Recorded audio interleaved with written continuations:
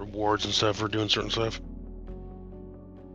Oh, John, if you have a feat that you want that's specific, also, as we continue through this thing, if you start completing your quests that you've kind of set aside for him, you're going to do the same thing like we did in Draconheim. You'll start picking up feats, and if you want to design a custom one that has a little bit of this and a little bit of that, or has an ASI bump with the same kind of feat that's going on, just let me know. We'll make it work, man. And Keen Mind makes perfect sense also, by the way. right. In that case, I'll take instead of Keen Mind, I'll take Observant.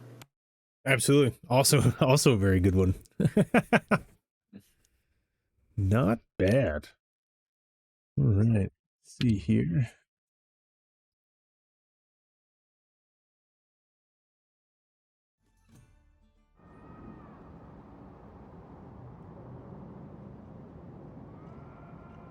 I want to bind my armor like my weapon, so that way when I go into combat, I can have like an anime girl intro. Oh yeah, where you flash in and then like do the pose. My suit up, yeah, my suit up, you know. Yeah. The power of love, friendship, and kindness, we will prevail. And I'm like the nude silhouette of this big buff dude, just getting clad in armor. Random shower curtain with hearts on it with steam shooting out the top. Yeah. That'd be hilarious. In 1 second, the dogs are going nuts.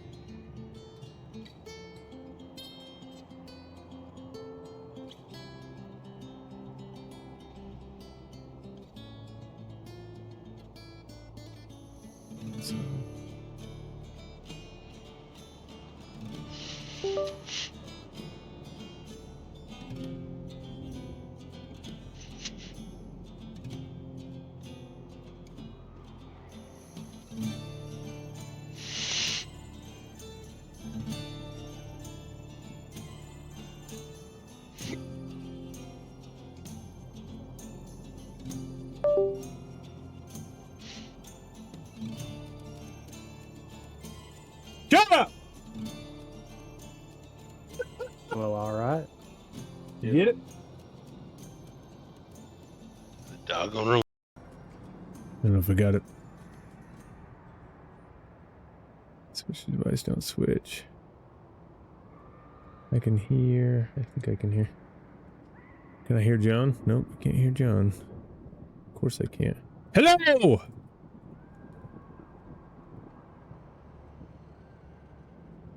Sam, I don't know if you can hear us. Okay, we now can hear I'm back. you. All right. There we go. You guys hear that? We're yelling at Did the you dogs. say yeah?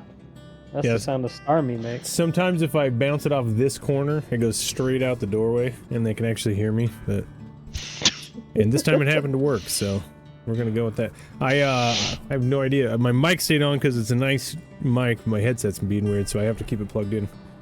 So if I step away, I will miss everything you guys say for the time being. You all could do right. some prestidigitation in real life.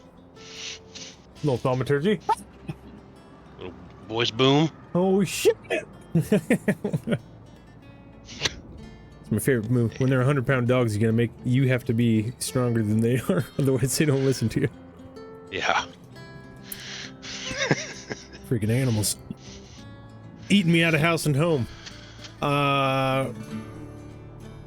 Hey guys, welcome back. Scattered Shores. We're gonna jump back into it. We left off last time, and any of you correct me if I'm wrong, but you guys made a little side traversal from the Storm Chasers' goal of moving north in search of Brunestone. You guys verged off and started heading in a due west direction with your crew on the Calm before the storm, you guys' recently commandeered ship. You managed to get eyes on the Kraken and received word to head straight back and meet up with Captain Kine. The straight line back was not as quick as you guys had hoped for, and you managed to detect something that was off of one of the ley lines. Upon making landfall, you found a very ominous old relic from very far in the past that not a lot of you had any real knowledge about. Jam, you took some charcoal carvings of the runes and the lettering that was around the area. You also may have saw or felt something when you placed your hand upon the temple itself. But I believe that you guys at the end there, you buttoned up and headed back to the calm, correct? We dug next to the tree and found something. That's right. The small island to the offside, you found a couple of dug holes, freshly dirt, and you found a strong box that was open, but did not have anything within. That's right. We had 6 barrels of gunpowder. You did get 6 barrels of gunpowder on the way here, though. That's right. You pulled that out right out of the ocean. So we are going to go back to the Storm Chaser. That place felt vaguely Prometheus-like. Vaguely Promethean. Vaguely, as Jam would have put it, Lovecraftian, being from Boston, Massachusetts. Yeah.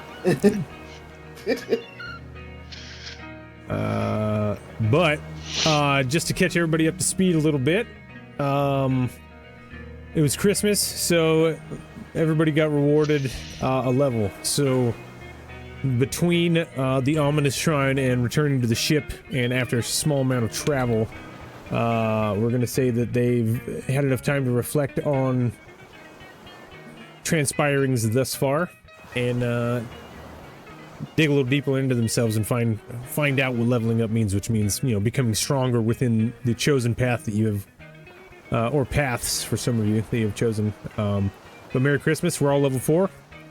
What did we go with? Jam, what'd you end up going with? I took the observant feat and I put a point in wisdom.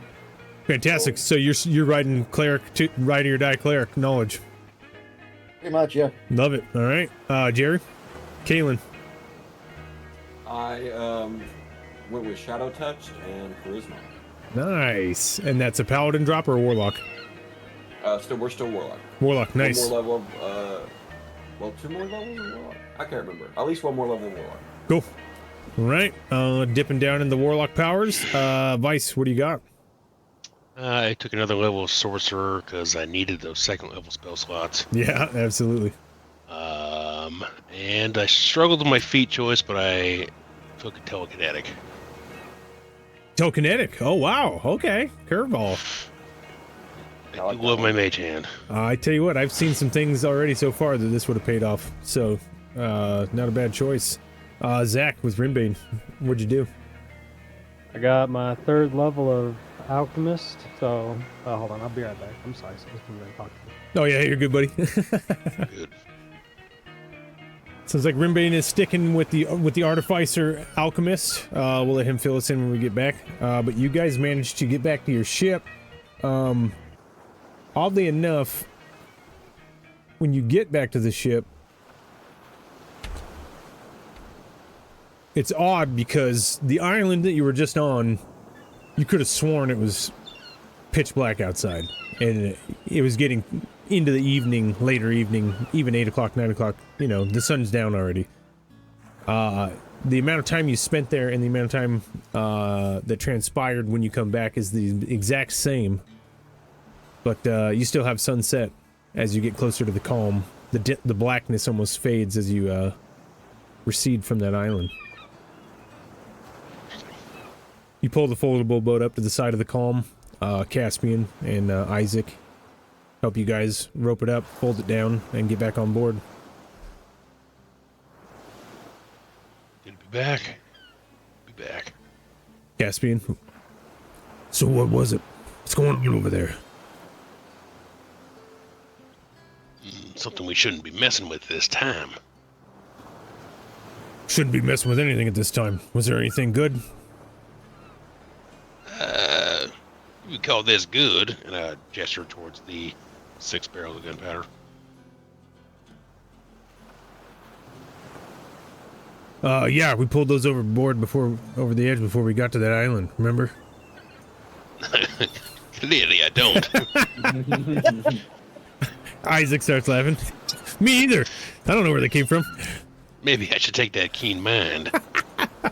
Should have taken their Pam's feet. gonna look at Vice and just be like, "Good lord, man." That's so funny. So nothing on the island then. Alright, let's go about. Isaac and Caspian start dropping sails, heading on your guys' northeast direction, trying to cut off and meet it back up with the storm chaser. Before we go, can you look at this? I'll show him my etchings. Does this mean anything to you? Do you know anyone who might mean something to? Caspian, he's like more into rigging than reading, and you know this about him, so he kind of gives it a cursory glance real quick over his shoulder, and he looks down and he just shakes his head and goes, no, I ever read before. Isaac kind of walks by, and he like squints and licks his lips, and then his eyes squint a little bit more, and then he just pops back and goes, nope, and goes back to rigging. Is what? He says what? He says, nope. Okay. Insight. Roll an insight check. Yes. Absolutely. I think I throw it. Oh shit! Let's see here. Come here, John. For just a brief moment, and only your robot senses would pick this up, especially with your natural 20 insight. He said nope with such excitement because he was trying to hide a little bit of fear. And you notice that. All right, you got it, Jam?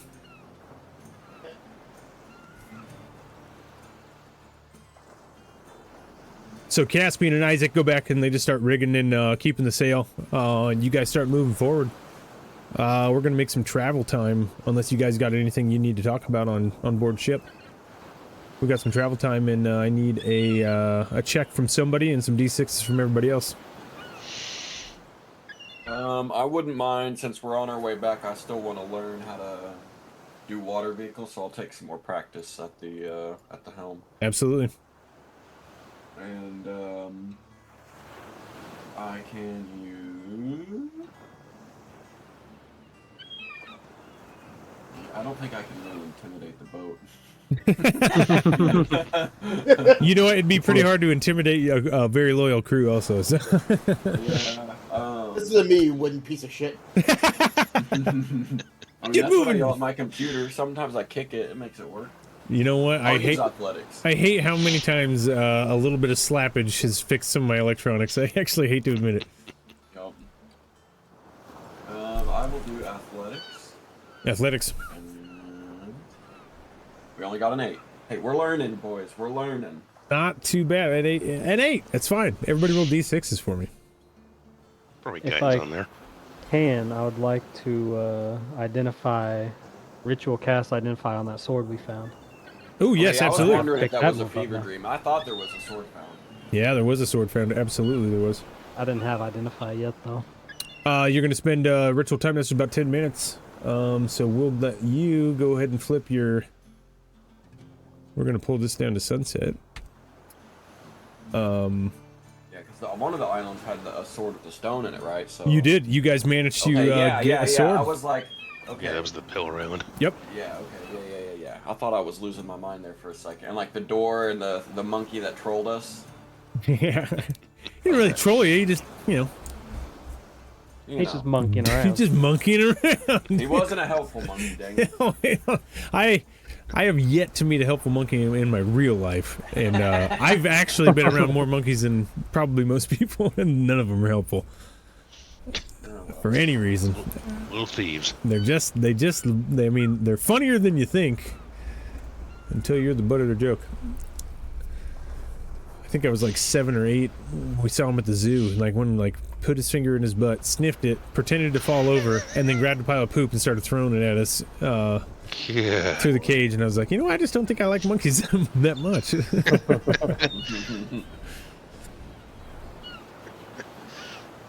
such assholes. There, dude. You never know. Did I get some D6s from some guys? Got a Got a 6. 5. 5 for Jam, a 6 for Vice. Vice, what were you doing while we were sailing to the northeast? I'd be moving around. I'd probably be flying up, taking watch, just taking big arcs around the boat, fucking with my shaped water cantrip, just to get a little bit more familiar with ways to use it, making little icebergs and stuff in the water. Just that sort of thing. I'll say that with you playing around with the cantrip and you paying really close attention to the water, you actually you managed to find the current leading to the northeast a lot closer. So with that 6 and the way you described you using your cantrip, we'll go ahead and move you guys to double time. So we'll actually pick up twice as much speed on that travel, so that'll be 2. You guys are 1 travel outside of getting back to the main ley line where you're supposed to meet back up with Captain Kind. And no 1s, right?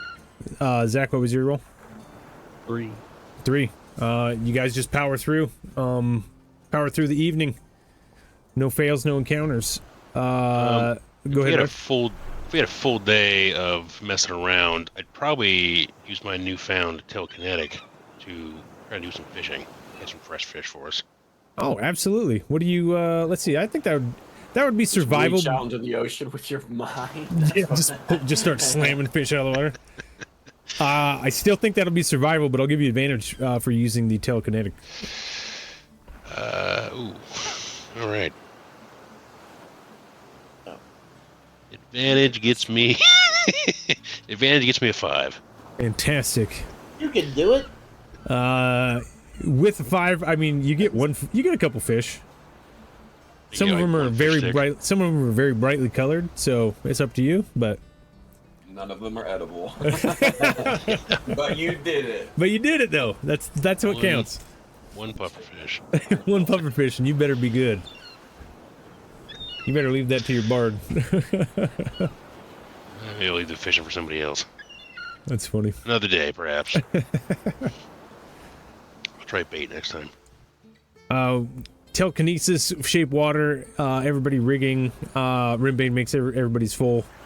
We move through into the night. Caspian says, you guys are making such good time, and you're about 3 days, 2.5 days ahead of schedule. So whatever beachfront and or island that might be lying to the north of the Storm Chaser, you guys are actually on time to make it there before they do. So maybe you can prove yourselves as a good crew, get a little recon, and see what might be going on there before everybody else shows up. Caspian wants to push through the night. What do you guys want to do?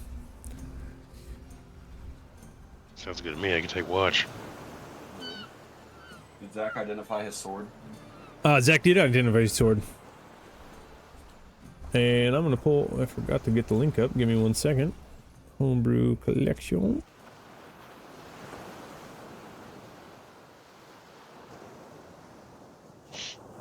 And type. Item filter.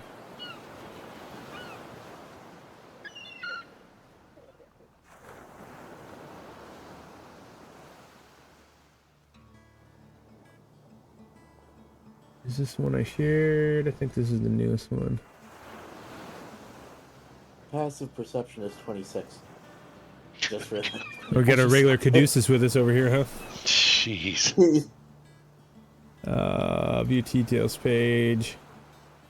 That's how Cosmo was, though. Yeah, that's one thing that I'm not playing, like, I just thought about this, but I'm not playing a nerd this campaign, so I don't have to pay attention to, Nerd like, stuff? Yeah, the mysteries and stuff. I'm just a soldier who hits stuff that he's commanded to. Oh my Yeah. god, you're Nice, drunk. isn't it? Yep. Yeah, Zach comes from the barbarian. Let's see here. Zach, I sent you a link to the item you identified. Since we didn't do that in group, I'll leave it up to you to disseminate the information of that blade. But you guys do see a Rimbane at some point. His eyes roll back forward into his skull, and he's done meditating. The sword is identified.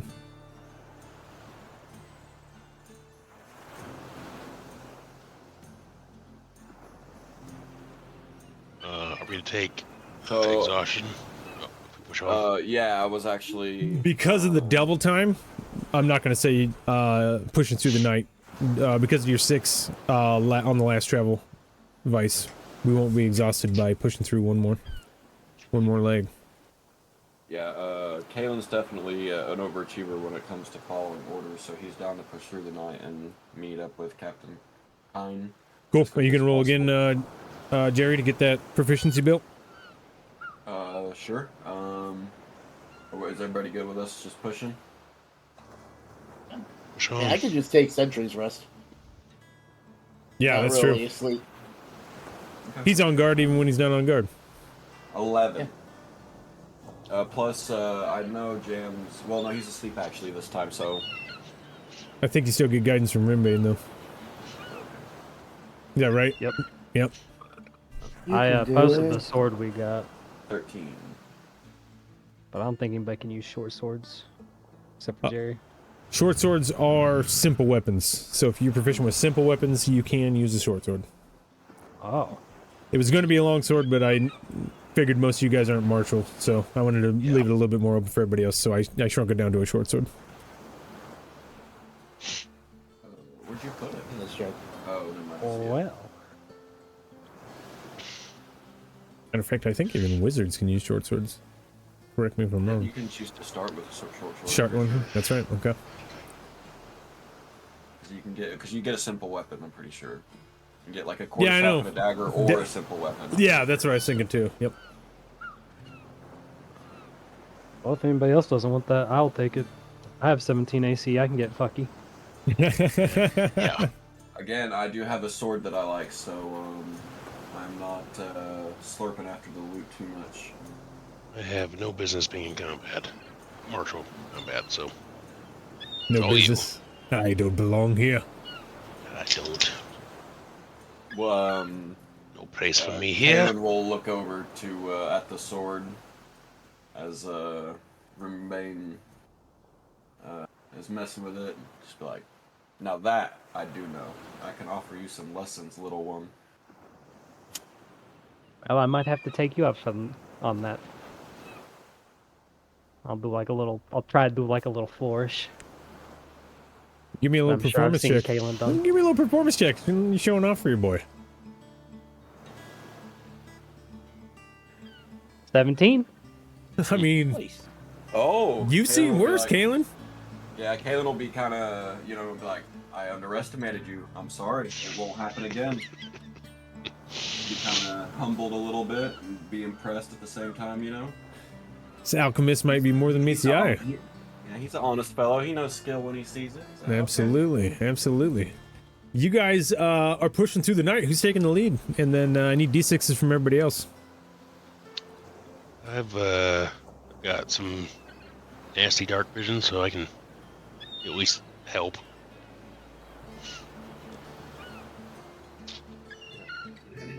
Well, what the fuck? I'll do it. Persuasion. Persuasion. Persuade the crew. Persuading everybody to be on their best crewman standards. That is not terrible. 21. 21. Okay. You deftly you're getting it down as a bosun pretty well, and you're starting to understand that bosun's more about being convincing than it is being, in the middle of the backbreaking work. Every once in a while, stepping up and being the guy, to bust your balls while everybody's watching. Good spot to be. But also a better spot to be is to be able to say something and have people do it. 21. Good roll. Everybody, D6s, please, and tell me what you're doing.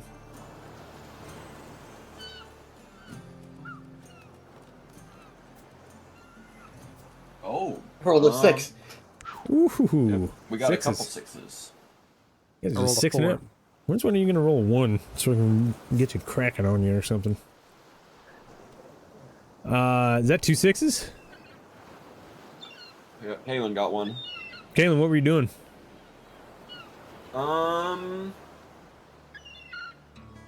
What was I doing? That's a good question. I was sitting and talking to my spren, also known as my patron. What's her name? Building your patron relationship. Yeah, we were just talking, chilling. What's her name? I have it written down. Do not know. That's the goddess. Luminaris. Yeah, Lumi. I was talking to Lumi. Lumi We is were watching the night. floating around your head, illuminating your general vicinity, but only to your eyes. And she stops for a moment and looks back at you and goes, "This is fun, but look ahead." And she disappears. And as you stand up to your feet, who else rolled a 6? I did. Jam, what were you doing? I was doing Sentry Wrist, but what was the name of the guy who looked at my sketch and said nope and then ran away real quick? That was Isaac, the old man who talks to birds. He usually stands by the cannons. He's the gentleman up front with the tricorn hat with the feathers sticking out. Yeah, I've positioned myself so that I'm basically staring at him and trying to observe if he talks to anyone and read his lips. Okay. Go ahead and roll me give me a perception check with advantage since you're paying so much attention. Because he's mumbling quite a bit all the time. He's one of those kind of guys. And you assume that he's talking to his, pet bird Gil. Oh, 19 plus 6 is 25. And your passive's even bigger than that, probably, so. Passive is 26. Clerics nowadays, My dude. passive Everyone's is a like crit. 28. Yeah, your passive is a crit. Fantastic.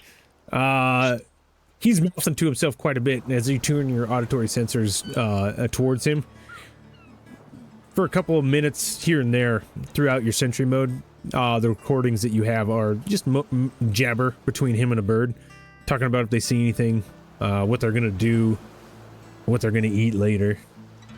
Kind of just silly, mundane stuff. But there is one point where, when he's moving around, you feel his eyes lock on to Jam's carapace, and he just mumbles to himself, "Ooh."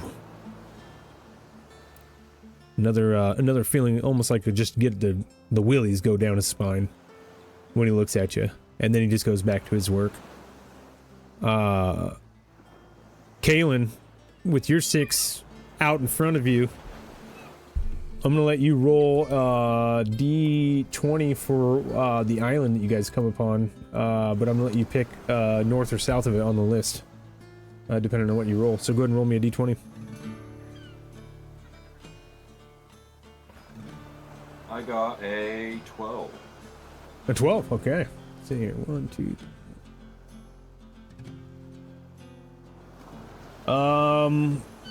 What would Kalen, what kind of landscape would he be relieved to see coming up?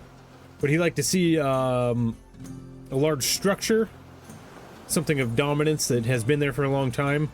Would he like to see an unexplored area, maybe something of time gone by? Or would he rather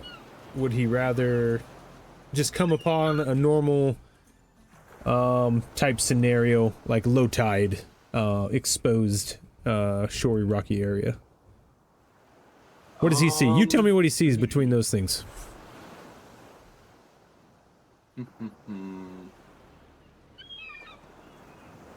What?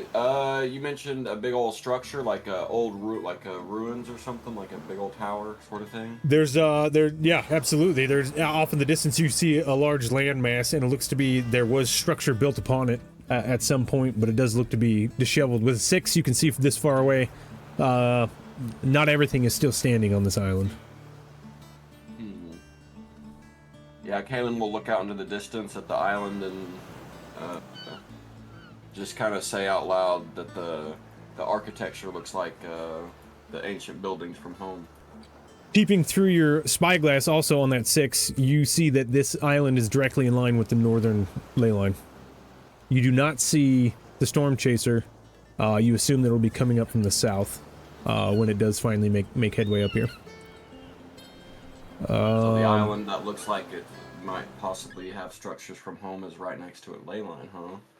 It is directly in line with the northern ley line. I forgot to put music on this fishy. map. Oh, yeah. Ooh. Did you mean that? We're gonna go Forest Day. I like Wizard's Tale. It is morning at this point.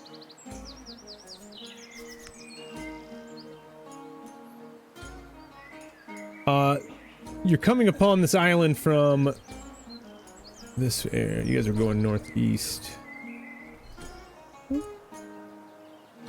Oh, you guys are going northwest to get back north. That's right. I said northeast a couple of times. I didn't mean that. I don't want to draw another boat. I'm just going to bring you guys' tokens over. But you guys come upon the southern end of a rocky outcropping as this island begins to loom about 15-20 feet above where the water level is. You see pillars of stone rising from the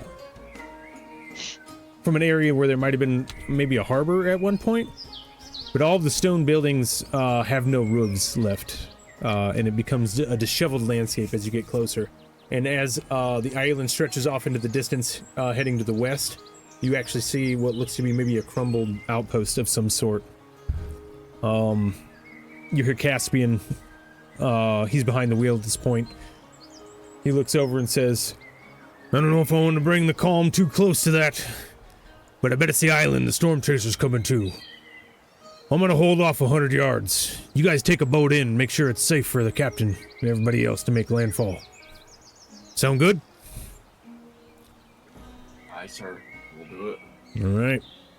You guys manage to board the foldable boat, and you paddle it over to what looks to be the area where there might have been a harbor at some point. And I'm going to bring you guys over to a new map in 1, 2, 3, 4, 5.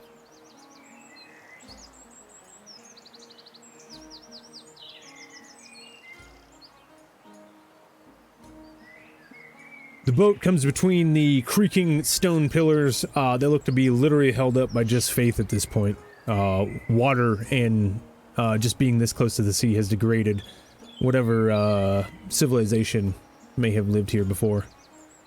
The island is yours. What do you do?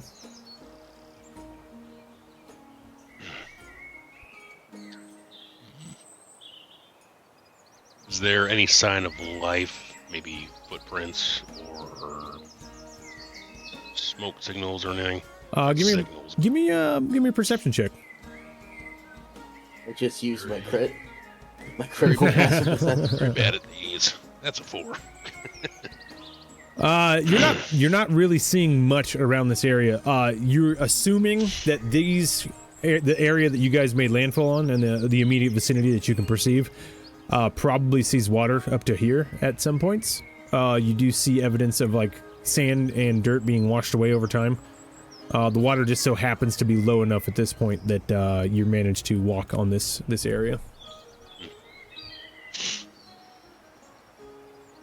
What do I just passively perceive while I'm standing here?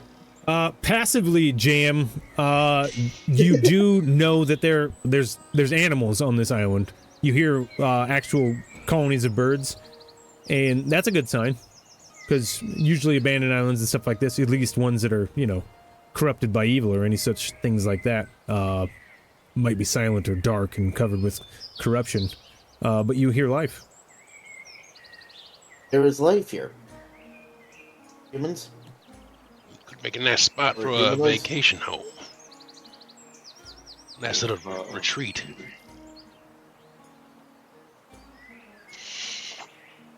It's not always good to disturb the ruins of people, ancient peoples. What's the worst that could happen? Caitlin's just gonna sigh. Just, son of a bitch. He, Rimbane, this seems like a nice place for your tavern. Eh? You think I'll get many travelers here on a random island out in the middle of nowhere? I mean, you could start here and then expand. Franchise. it is on a ley line. This island may not be here forever. That is true. Maybe a, It would be a moving tavern. I'll, as I approach the building, I will carefully look around, and I'm not opening anything, but I want to see what's in here. Caitlin, give me an investigation check while you look over this old ruin. I too would like to investigate these ruins. We'll do Kaylin's on this building first, and Rimbane, you are over in the other building there. Cool. All right. Why don't you guys both give me investigation or survival? We got a 3. Got a big 3? I'm glad that you guys roll better in 13. combat. 13 Rimbane? Yes, sir. Kaylin, you're looking inside of this building, and you see wide steps leading up from either side. Almost looks like this might have been some sort of audience chamber, but that's really all you can gather from it. You're not really pulling anything else from that. It's a little bit disheveled. Rimbane, as you walk through this structure here, you do notice that these did used to have some form of wood and thatch for the roofing. So they spent a lot of time and money quarrying these rocks or ferrying these rocks to this island. Because they don't look like they were harvested here. But they've been disheveled for a long time. You'd guess at least 100 years. Is this a well that I'm looking at? It is a well you're looking at, Jam. Are you investigating that well? Here, I'll investigate the well. Give me investigation.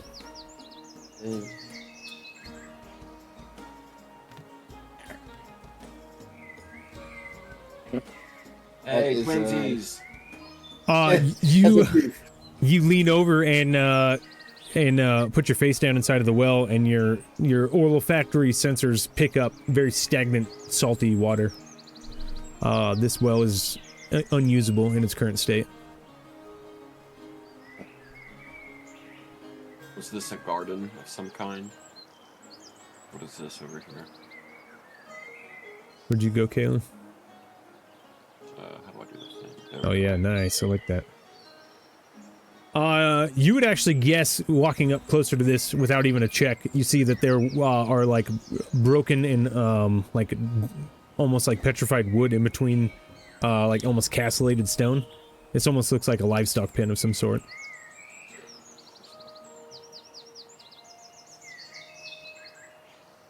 I'll holler out. Find the chow hall. There's always people always leave stuff in the chow hall. So everybody drops stuff. I found a well. Maybe the well was close to the chat hall. Is the water potable? No, unfortunately not. But, given a day, I can purify it. Oh. I think I have that. I have that. Purify food and drink? For a salesman, Yeah. you are awfully useful. You do the same thing with, Jerry knows what he's doing. it's not.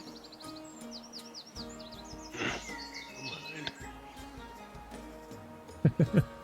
Dave was commenting in the chat. Said, ooh, the water could flood the island. Oops, sorry, guys. Well, it sounds bigger than I thought. Jam, actually, I'm going to let you know. With your passive, as you guys are walking around, you're hearing a little bit of, like, squeak, squeak, squeak on some of the quote-unquote dry patches between the stones of the foundations. I'm hearing a sound. A little squishy sound, like stepping on a sponge almost, every once in a while. I hear nothing. We're standing on sponges. You would assume that Fishing. if that harbor gets submerged, the water might even make it up to the over the rim of that well and fall inside. You don't know how often this island's actually above the waterline. Oh. I know why the water is salty now. Seems Sometimes the island sinks, and the water goes into the seawater goes into the well. seems like a bad place for a well. It seems like a bad place for a tavern as well. Jury's still out on that one. Building on stilts. I think I agree with the robot on this one. It's gonna take enough money to get the tavern, let alone keep up the water insurance, flooding insurance, whatever you call it here. Your premiums would be insane. Hold on. We don't have insurance in this world. We're not screwing anybody. We have a system that when somebody needs help, then you can pay into it and they help you with your bills. Not you pay into something and just in case. We do it right, okay? My character's goal was to start an insurance company. Yeah. That sounds right. Sounds It's accurate. free money. Is this part of the watch? Or what was this part of?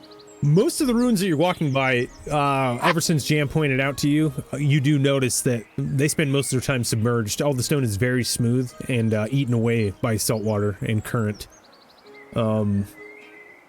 It's just happenstance that this is the time of year where you guys come by and the island is exposed. And now that you are paying attention, there is a little bit more of a musty sea odor on most of the area that you guys are walking around.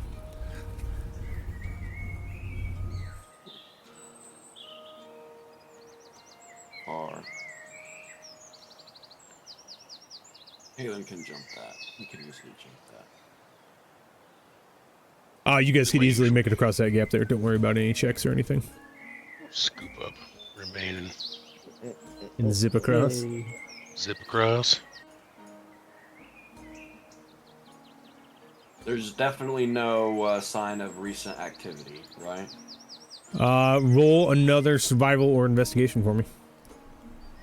I can assist in that. You can do it. You can do it. And guidance, I'm guessing. And Yeah. Okay. The ultimate It truth. doesn't matter which one for me, Zach. Doesn't matter for you. Investigation's my best. I don't have survival. Oh, 17 plus 18. 18. Yep. Not bad. You start to approach the top of these stairs, and as you start ascending, the only disturbances you see are from the rise and fall of water. There's no telling how long this place has been abandoned, and without the lack of identification of any sort of growth, you're assuming that most of the time, the tips of some of these rocks and the giant sea island trees are the only thing that stick above the water. Is this just a window? No significance to this hole? No significance to the hole. This structure that you are in, though, is in slightly better condition than the lower buildings are.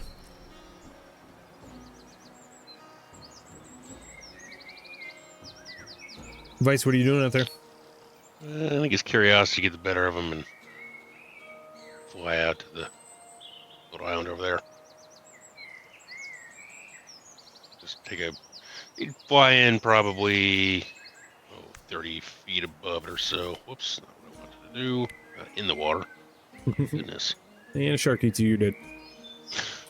And just kind of Glad I didn't say I could swim out to him, because I ain't doing that. just take some big, There's a kraken in these waters. You never know. big sweeping circle around the island, and just kind of try to catch some updrafts. Just see what's going on. Seems like it's pretty laid back. I mean, without a perception check, you see a stone ring looking to stick out of the water. And normally when you see formations like this, you'd assume volcano. But you know, in the scattered shores, that's kind of an oddity. Really the only volcanoes that remain are the ones that are up on the old cut, or so they say. There's very few islands that are still attached to what you would call the Earth's crust. So a shape like this is kind of odd. Go ahead and roll perception if you want. Again. Yeah, let's do that. It's gonna be terrible. That's an 8. 8. I mean, there's nothing really being hidden from you here. You peek over inside of this this orifice almost, and you see worked stone that looks like it's collapsed downward into like a black vacuous cavern. And the deeper you look, the more it looks like it just becomes clogged with the stone that had fallen. You see reflecting light just barely, about a 2 foot by about a 2 foot diameter disc that seems to be made of reflective material sitting in the bottom, and there seems to be some sort of orb shape sitting on top of it. Interesting. How far down did you say that was? 15 feet? Oh, yeah, I'd use Mage Hand to try to retrieve that. Your mage hand goes to lift the disc. It's a little bit too heavy, but as it slides underneath the orb, it does lift. If you want to bring that out of the water. Yeah. As the mage hand comes through, breaks through the surface, you see a bulbous shape of glass, and at the one end of it, you see 2 metal prongs going through the glass, and then 2 sticks that go up through the middle, and a coiled wire connecting the 2 sticks. This is about a 1 foot diameter shape, and it's oblong like a pear. I'm sorry, what'd you call it? It's oblong like a pear. Do I know what it does? Well, you, Ryan, would know it to be like an old school light bulb. I don't know if Vice has ever seen one before. Probably not. Okay. And then there's still something else down there. I assume it's just too heavy. It's too heavy for your mage hand, but it's about a 2 foot diameter reflective disc because it almost looks convex. Did go down and get it. Interesting. Hey, well, I Suppose don't know where you were at the moment. I don't usually like to get my hands dirty, but Usually since I'm the only one out here. persuade somebody else to do this for me. Yeah. I suppose I can do it this time. And I'll go into the water, try to retrieve it. My breath business. It's pretty safe, I imagine. It's not too deep. You plunge into the water. There's barely any fish in here. You assume that any fish are in here, just anything that's been caught by the rising, lowering of the water. As you go down, you rustle out this 2 foot metallic disc. As you rise from the water, you kind of put 2 and 2 together. It's a giant refracting lens, essentially a reflecting lens. And I think Vice would be smart enough to know that these 2 components at the bottom of a rubble pile, this is probably an old lighthouse. Yeah. Cool. Oh, that's fantastically useless for me. I will take it and fly back. Because why not? You're assuming it's a disc of silver, so it can't be worthless. Yeah. And now, look what I found, guys. This glass thing and this shiny thing. Jam, you know exactly what the bulb is. Oh, it's a light bulb.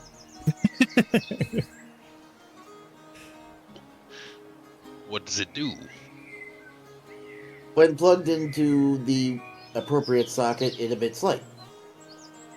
There's a lot of words that I don't know what that means. What's a socket? Plugged in to what? Under the right circumstances, it emits light. Okay, that I do understand. Nice. How do I make this as layman as possible? It make want it? light sometimes. Sure. Thank you. Give it to Jim. It's about the size of a basketball, so it's kind of awkward. A Cast light on it. pear-shaped basketball. You cast light on it, and it begins to illuminate light. In the daylight, it's hard to tell, but it might be projecting your light a little bit brighter than it normally does. I point to it. I look to the device and I point to it like, see? Oh, that's very nice. That's fantastic. I will immediately shift my focus to this giant silver disc. And like a kid with a magnifying glass, try to burn shit.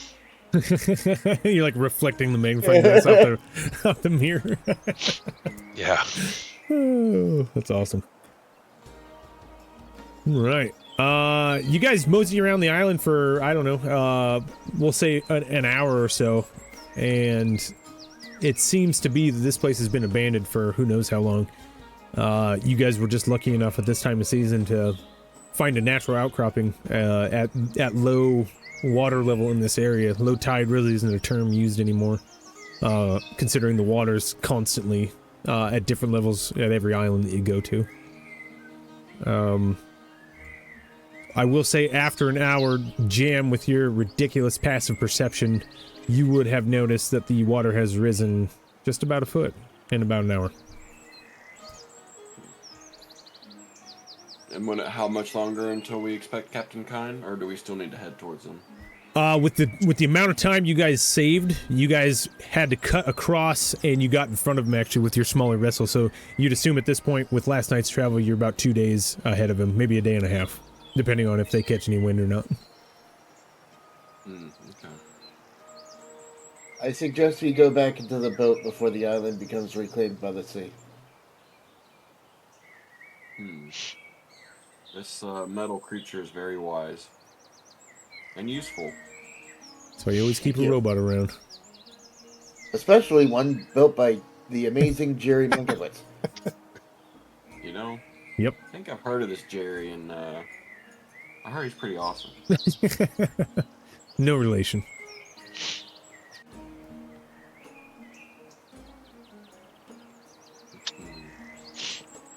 If we have a little bit of time to kill, even just a couple minutes, I would ask the group to watch.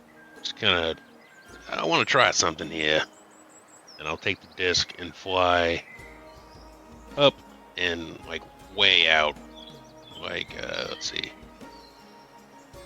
hundreds of feet, and then I want to try to catch the light and reflect it back at him and see if we can use it as some kind of signaling mirror. Absolutely. Even at only a couple hundred feet, this large disc is very easy to catch the sunlight, and you can even at 100+ feet see the light that you're tracking across the island, and you manage to beam it to your friends. They absolutely see you.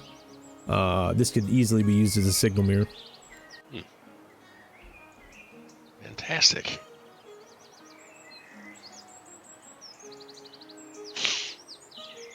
I wonder what it's worth. Well, it's more than 10 pounds of silver, you know that for sure. Is there anything like inscribed on it, or is it just a plain disc? Just a polished disc. And with the light bulb, you guys would know that this would be the disc that would be sitting behind the light as it was on. And as it rotated, that's what would actually project the lighthouse's beam. Oh, okay.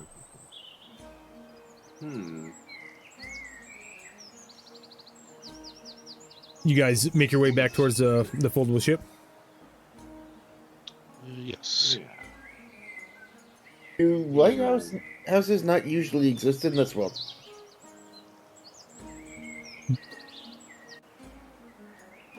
Well, I don't know if they exist with this technology. That's for sure. What's Vice checking out now? It's a good way of putting it, Jerry. You've never seen one. You've never seen a light bulb for any reason.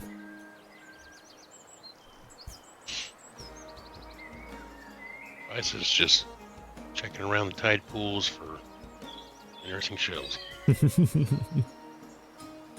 Did we check like in the well? We looked into it, and it was filled with brackish seawater.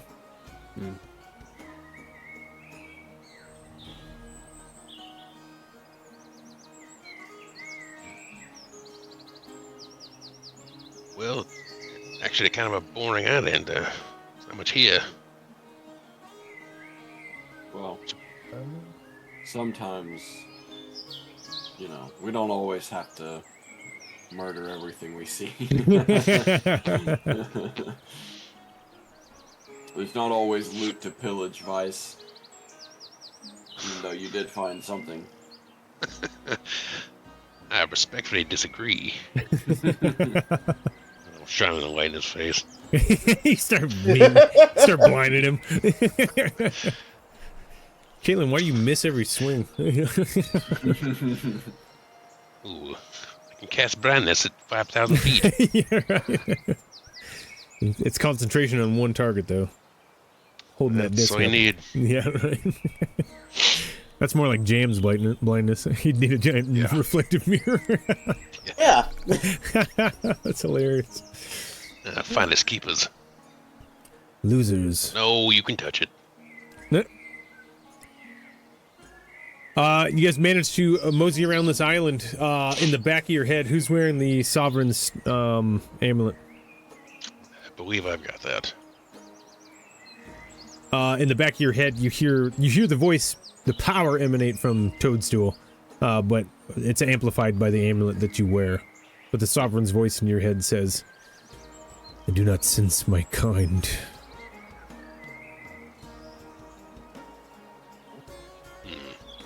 Is this where they were supposed to be? I don't know. I can only see the insides of this bag. Oh, But excuse I'm me. letting you know, I do not sense them here. I have the little mushroom man too. I'll pull him out and right on my shoulder. He comes out, blinks a little bit, puts a little ham fist over his eyes, looks around, and he goes, "This is not familiar to my senses." Can you tell if we're even close? No. Will have to be close for me to tell. Like how close? Like 10 feet or a mile? What are we doing? I don't know what those terms mean, but within what you would call your eyesight range is usually a good justification. Just for shits and giggles, I'll take him up high, and then just do another big pass of the island. He goes, "I'm not a bird, I'm a mushroom, so I can't see any better up here. Sorry." Oh, you were very difficult, sir. That's why I sent a cute one. I didn't want you to throw him out. Well, it worked. He'd be fish food by now. Where'd that Kraken go?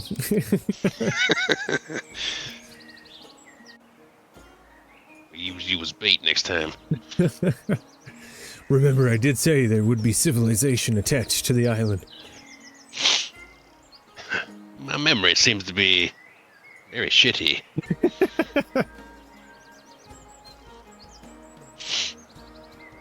Well, you can ride on my shoulder more if you like, but otherwise, back in the bag. Yeah, back in the bag. It's too dry out here. Alright, put him in, tuck it away. The connection fades from your head. You guys rummaging back into the foldable boat? I believe so. Right. So I'm working on the side right now. I'm working on a interactive map that is actually going to be it's not going to be fully animated. It's just going to be like editable to make it look animated. But I'm tracking the directions you guys have gone and the islands you guys have gone to. So once we get like 5 or 10 islands and starts to get confusing on your guys' like backtracking and all that kind of stuff, I should have that ready for you. So you'll be able to tell me. It'll basically, it's going to be on a grid. So you're going to be like, oh, I want to go back to the point that we have at, 4H or whatever. Nice. But for now, since we've only gone a couple of islands to the northwest, I'm gonna dial that in a little bit deeper. But you guys have island jumped 3 to the north and veered off to the west slightly, and then you caught that ominous shrine on a little bridge between the western and northern ley lines. So you're definitely north from the place the Sovereign told you to go. But this island seems to have nothing for you. But are we 23.3 miles north? That's the distance I had written down. Maybe they're dead. Is what I'm getting at. That's why he's not sensing them.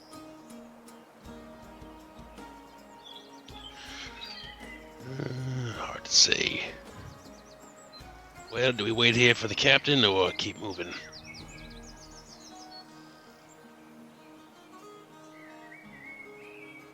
Is there a way, do we think we could meet up with, well, no, we may, like, just pass each other in the night or something and never know it, huh? Yeah, the main ley lines are very wide. You could be if you're traveling down the center of it, you wouldn't be able to see a ship that's traveling on the western or eastern side of it if you're heading north or south. That's how big the main are. The smaller ones are a little bit more pinpointed. That's why it's easier to find where they're going. Like if they're tracking a large monster or some sort of island that has materialized, they manage to pull a little bit of the essence off to point to it. But the main ley lines themselves are pretty wide. You guys are on the very eastern side of the northern, eastern side heading north on the north ley line.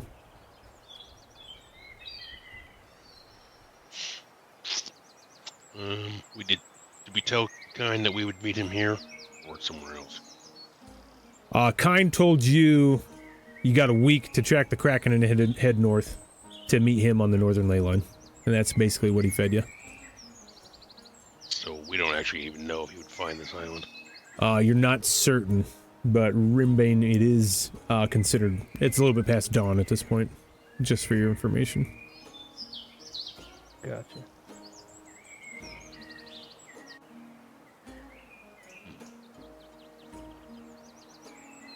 I ain't using it though. Can't make me. Not doing it. All right, just letting you know. It is back. It is back if you need it. Would I somehow be able to tell if there's spores or like mold here in the water of this well? You're an alchemist. Yeah, why not? What are you gonna give me some flavor? How are you gonna do this, alchemist?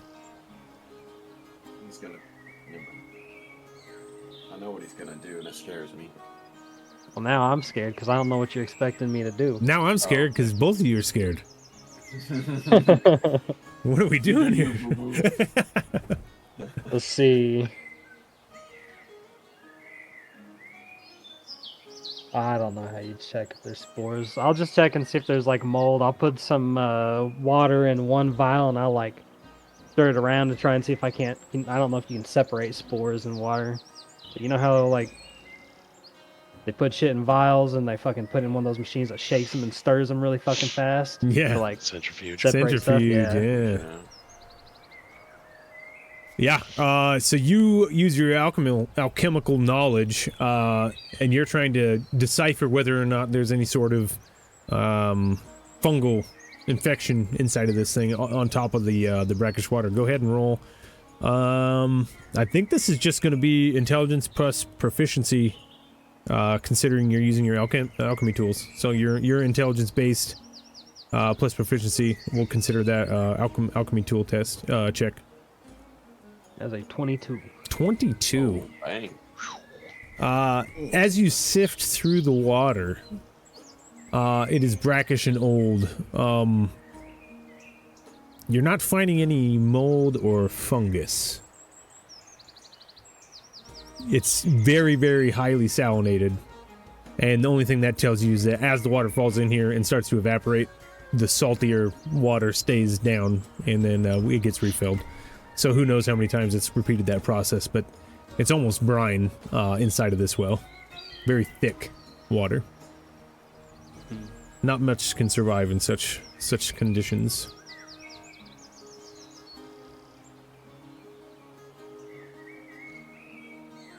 Be perfect for browning those chickens. You would, Vice. Dump them down there and just let them soak for a little bit, a couple days. Leave them there for Those a day or damn two. chickens. Oh God, y'all can eat that. That's awesome. That'd be some really good fried chicken. Smoked turkey before, oh yeah, smoked turkey, man. Oh, we brined one up for about 8 hours. Ooh, Oh yeah. That's what I'll juicy make boy. you next, Vice. I'll make you some fried chicken, some rimbane fried chicken for Some you. rim vein fried chicken. That might be worth 3 temporary hit points. Oh, Can't wait. Right. You guys got anything left you want to check on the old island here? I'm suspicious that it is Spore Island. I know the DM said it's not so far. That doesn't mean he's I'm not suspicious lying. that we just missed something. That's what I'm worried Yeah. about. I mean, you did get something. We did find a light bulb. We found a lighthouse with a light bulb and stuff. But I'm just. This is a big place. My Lots of very potential low secrets. passive perception did pick up. Not on this island, but way further west. Oh, that little island. Technically, this island is civilized. Or was. It's just dead now. It's true. Let's see. Way out there. There's some bones of some sort. Teeny tiny little island. Where you going, Vice? You going out to the stone rock out here? Yeah, there's a little rib cage on there. Gotta inspect everything. You do. Give me a... What are you doing? Investigation? You gonna get down and look around, or you gonna keep a high view? Yeah, I'll land on the island. Give me an investigation. That is terrible. That's a 3. I'm gonna jail these dice. Not so good so far. Rimbane's like the only one that can roll dice. And Jam's doing pretty good too. You and Jerry. I mean, it looks like another rocky outcropping. I mean, it dips down pretty quick and it just turns into dark water below you.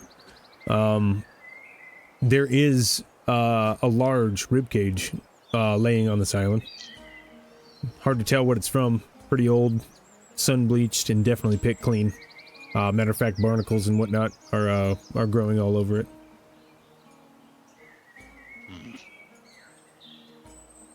I don't have detect magic.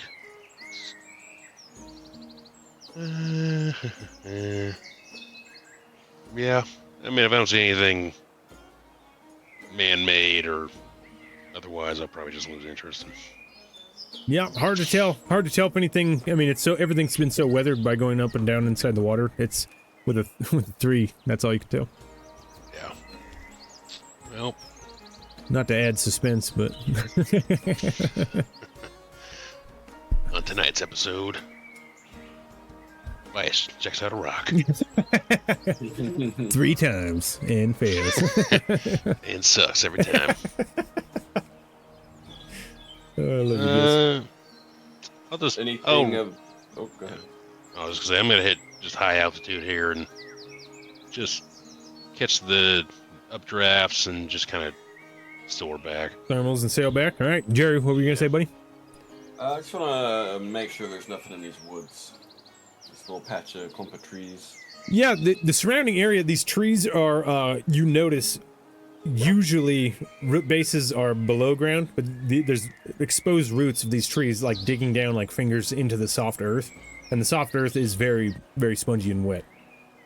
So these roots have dug deep down into the dirt that is within this rock shelf. And you assume that there has to be some sort of fresh water deeper down that's been filtered through this earth. Otherwise, these trees would no longer be here. But they are island type trees, tropical type trees that would normally populate like desert islands and stuff like that. The normal flora and fauna, you see centipedes and spiders and birds fluttering in between them. It's a mild ecosystem, nothing that's really budded, just like a fresh island.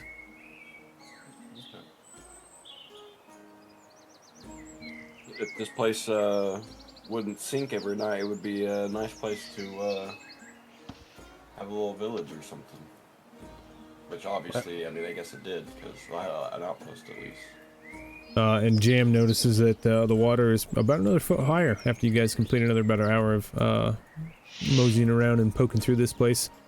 You would assume at this point anybody that has found this place above water has looted it over the years. There's not a lot of stuff sticking around. But it is a notable point on the eastern side of the northern ley line heading towards the Arctic realm.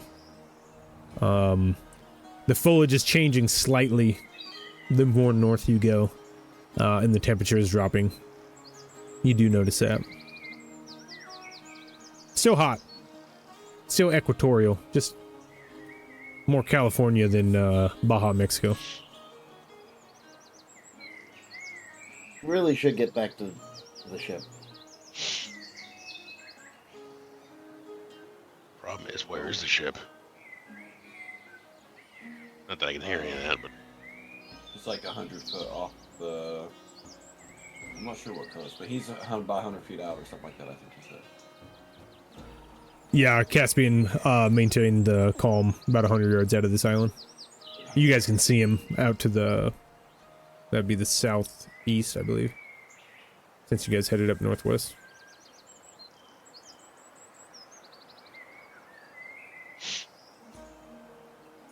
I will flash him with the mirror. Just for fun. Strangely enough, as you beam this giant bright light across the deck of the Calm, you see the sails unfurl to a quarter, and the ship begins to make way towards you guys. Caspian's going to take that as a sign.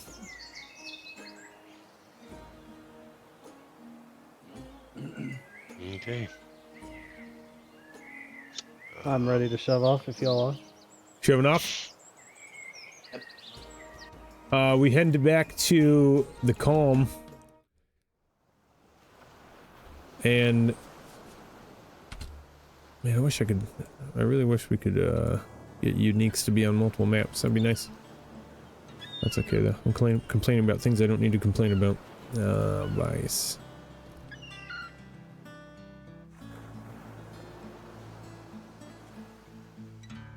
Caspian sails within about 50 yards of the island by the time you guys meet up. Pull the foldable boat up to the side and get back on board.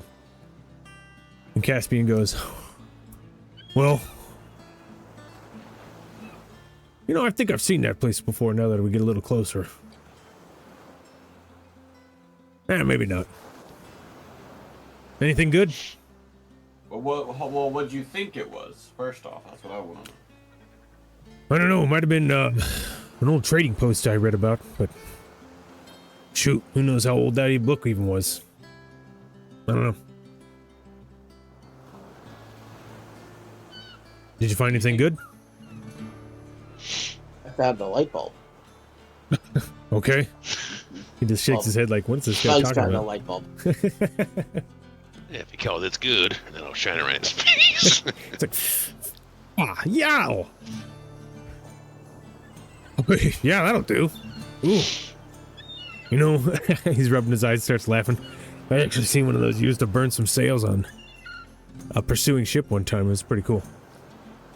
Ooh, that's not a bad idea. Well, throw it on the pile. Make sure it's secured. Wait. We waiting for the captain here, or should we head a little bit more west? We can get deeper into the ley line. They might hit the middle line. We have discussed that. Well, if we're, as long as we As long as we aren't gonna risk missing the captain, because that would be difficult to link back up then, you know. Yeah, depending on the speed that he went, we could hold out here and send word or head a little bit more west and then loop back around. I'm sure that'd meet us up with them at some point. Yeah, I mean... The only reason I'm thinking is, we are a little bit ahead of schedule, and there's a lot of things out here for the picking. And anything we find while we're on our own is ours, so you know what I'm saying. Yeah, we I can go think see I something else do. to look at. So, I know. I could definitely use the gold. indeed, what do you say we head a little west and see what's going on? I was still here. Let's go. Splendid idea. Turnabout. Sails are down. He breaks you off, heading back into the west. You guys are heading deeper into the northern ley line. I need some water and I need to pee. And the dogs are barking again. So, we're gonna take care of some business real quick, boys. We'll take give it 5 to 10 and get back to it. Sounds good. See you soon. We'll come back to a travel check. Nice. All right, catch you guys in a bit.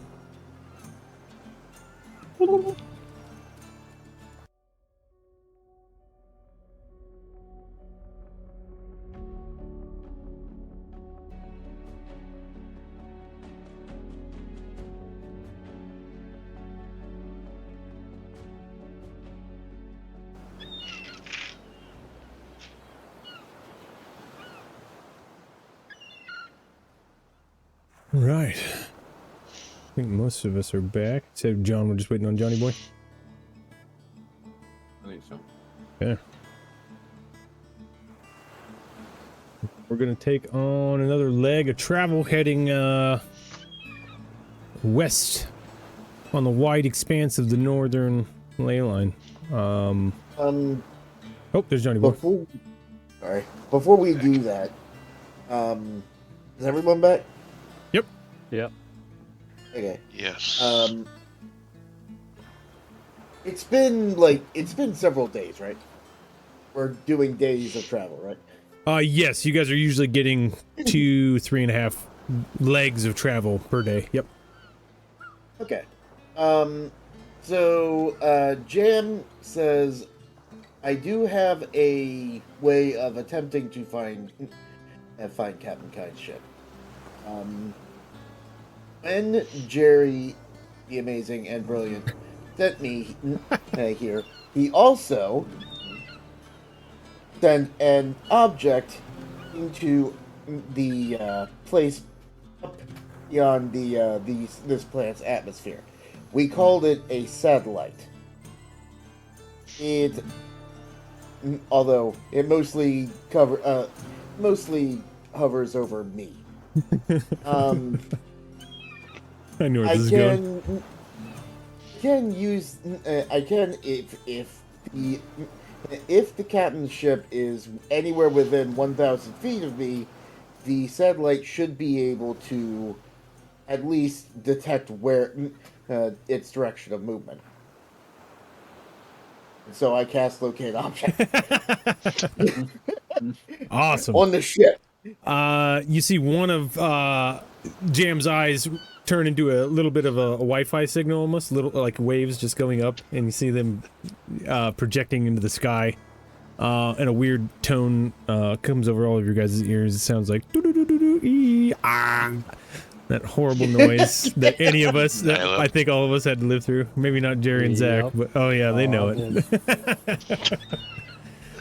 But you find uplink to your satellite as the image from the sky exposes a 1,000-foot radius around you, Jam. You do not get any pings for the object that you're looking for within 1,000 feet. How long does that last for? That lasts for minutes. Okay.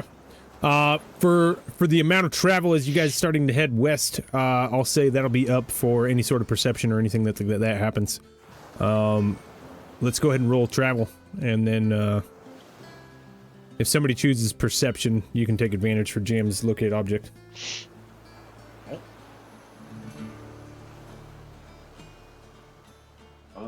My perception isn't that good. I You might as well take the head there then, Jammer. I'll go ahead and I can't roll though. It says waiting on GM. Oh, I haven't pulled you guys sorry. back to the ship. That's why. Pew! How's that, better? There you go. No, yeah. We'll get it one of these days, guys. Okay. And I'll just roll perception with advantage then. Yes, you will. Okay.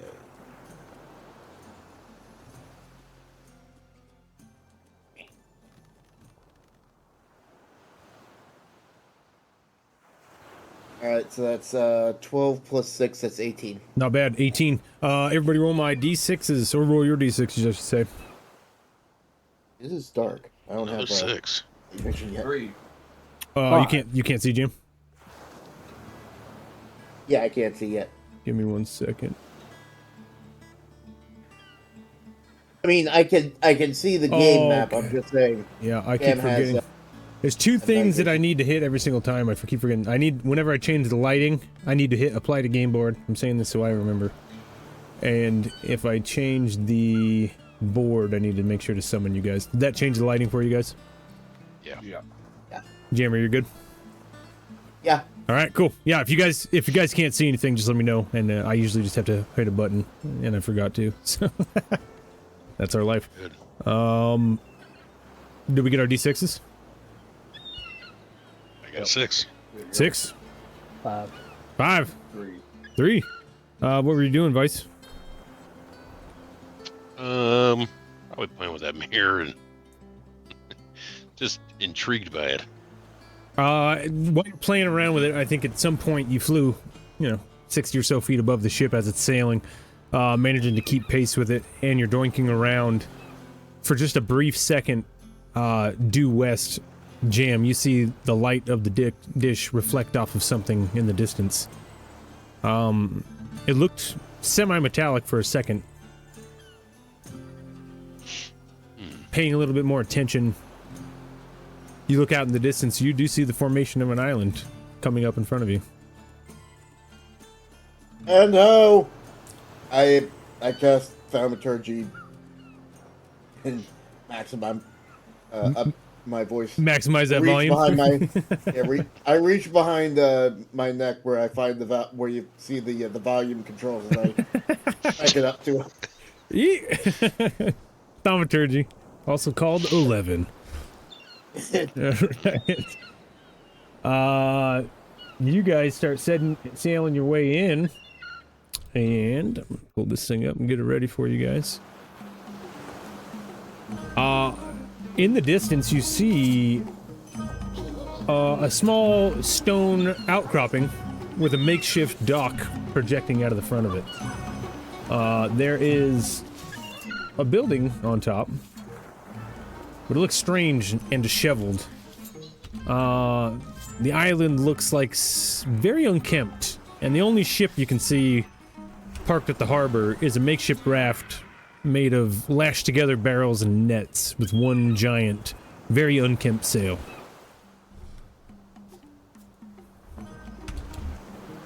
Have we ever seen it before? You have not. Do we notice any creatures, like humans or anything? You're a little too far away at this point. Even the spyglass would be hard to tell. You could do a pretty high DC check with the spyglass from this distance, otherwise you'll have to get a little bit closer to identify anything. But we all see the island at this point. Yes, after being pointed out, everybody sees the island at this point.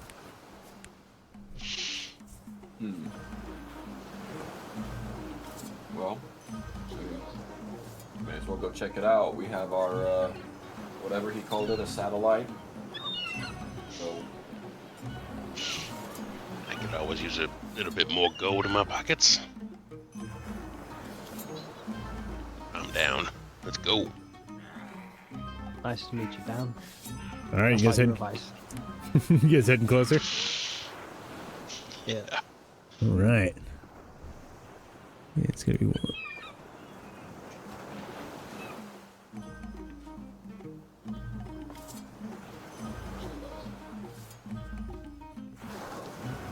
Get this thing set up real quick.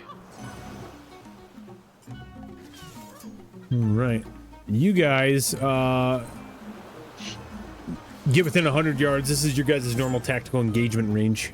Caspian broadsides the ship, and then he thinks to himself, like, "Oh, wait." And he turns it back forward, remembering that the cannons on this ship are forward-facing. There are no broadside. He takes the spyglass from Kalen for a moment, looks over the island, and goes, "Well, I'll be damned. Looks like goblins." Hands the spyglass back to you, Kalen.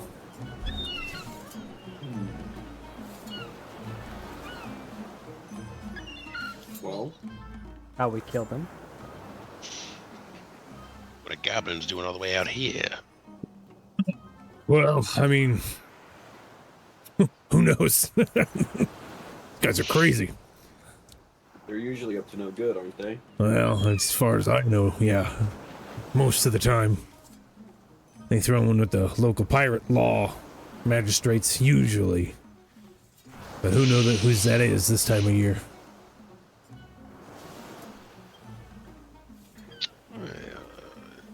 They might be worth talking to. Seeing if they're receptive to our presence. Well, if the captain takes the middle of the ley line, we'll be dead nuts in his path. Sounds I mean, like a win-win. it's good as place as any to spend some time while you're waiting, huh? I think I can hold the ship by myself. Isaac, why don't you go with the boys, just to make sure? Isaac just nods, starts unfolding the foldable ship. Jumps in. You guys start paddling? I'll I'll be go see flying. what's up. Yeah. Right. Let's see here. 2, 3, 4, and Isaac. I love how I can always see these guys. I see everybody I'm not looking for every time I look at the thing.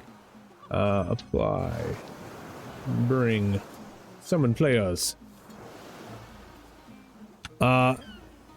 Let's say you guys aren't on the harbor yet. I just pulled you over to see what you guys are rowing towards. Whatever your player's token can see now. You can see from the ship as you guys get to about 100 feet out. And as you do, you hear across the water a deep boom, boom, and this horn start to echo across the waves in your direction. You do see some smaller shapes scurrying about on the island top, almost looking to be taking up battlements. I believe they're aware of our presence. As you guys become a little bit closer, you see a purple-robed goblin. Oops, I gotta reveal that guy. Standing at the top of the ladder that leads off of the broken dock. You get to about 50 feet away when you see the goblin walk forward, and he shoots magical fireworks above his head. And then he puts his hands out, and a little gust of wind blows some wind in one direction. Then he throws his hands the other way, and another gust of wind, and then he shoots more sparks up into the sky. And he goes, "Welcome to Dib's Island." Dib, I'm casting No, Cloud I have Curtain. dibs on this Have island. you heard the good news? The good news is the fighting pit is ready, and you are all just in time. Do you bring Watch the coin? fighting pit? Oh, didn't you travel here to join in the foray? It's all the rage nowadays. Anyway, there's battles. There's bets to be made. Oh, bets, money. What did you guys bring? Don't tell me you're broke. An amazing opportunity. aware of the brilliant man named Jerry. I start walking forward. This Jerry, he has coin, I assume? Oh, lots. And he's a great fighter. Well, no, he is an inventor. You see him visibly He frown has as soon as you say that. However, he has invented many fighting robots. Fighting robots. Are you a fighting robot, good, gentle thing? Oh no, I am a medbot. But I can get in touch with Jerry, and you can purchase some fighter bots for your tournament. Yeah. Come on in. Whatever you say, metal guy. Everybody else has coin, right? I'll let your weird friend in, but you guys better have something to offer. I'll toss my coin as he says that, just to.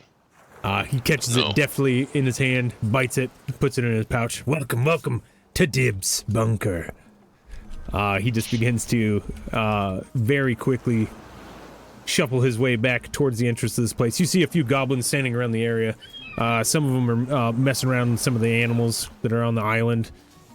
Just generally doinking around. But it does look like somewhat fortified. And it looks like they could probably hold their own against a small attack. The two robed figures have a small conversation. They look at each other. They almost look identical. The one that took the coin smiles and says, Come. It's all formalities. He walks you around the backside of Dibs and opens a wooden gate, exposing a doorway. You know what? Leading in. Can I go ahead and insight check him to see if we can actually trust this guy, or are we being idiots? Yeah, absolutely. Very trusting. Give me that insight. All right. There's a twinge of insanity to his voice, so like that's super hard to read, but like you can genuinely tell he's excited you guys are here for the fighting pits. You watch or join? You can't really tell. He's kind of saying he's happy you guys are here because you got money, but he's also alluded to the fact that you could fight. Might be an opportunity. If it comes down to it, are you all interested in fighting? You actually might make money from fighting. Killing for sport and money is distasteful. Don't listen to him. And I'd go up to him and try to get the lowdown on the warriors. Who's good? Who's hot? What are my odds here? You're talking to the goblins on the surface area here? Whoever's kind of in charge of the fighting. So the one that was leading you guys forward that took the coin, he actually ran around this way. To the entrance point on the backside. This one here that took the coin, he's dressed similarly to the one that took your coin, but he's just eyeballing you. He's mean mugging you guys. As the rest of the goblins on the area that are probably here for some sort of security, just kind of be meandering around and generally doinking off. Yeah, Weiss is drooling. He's ready for a good bed. So he's trying to get the spread. Who's good? If he was gonna play some bad, so would it be on? That kind of thing. Right. Well, come. This isn't where we do the fighting. It's all down below. And then Dib's fighting bunker. He walks inside the building.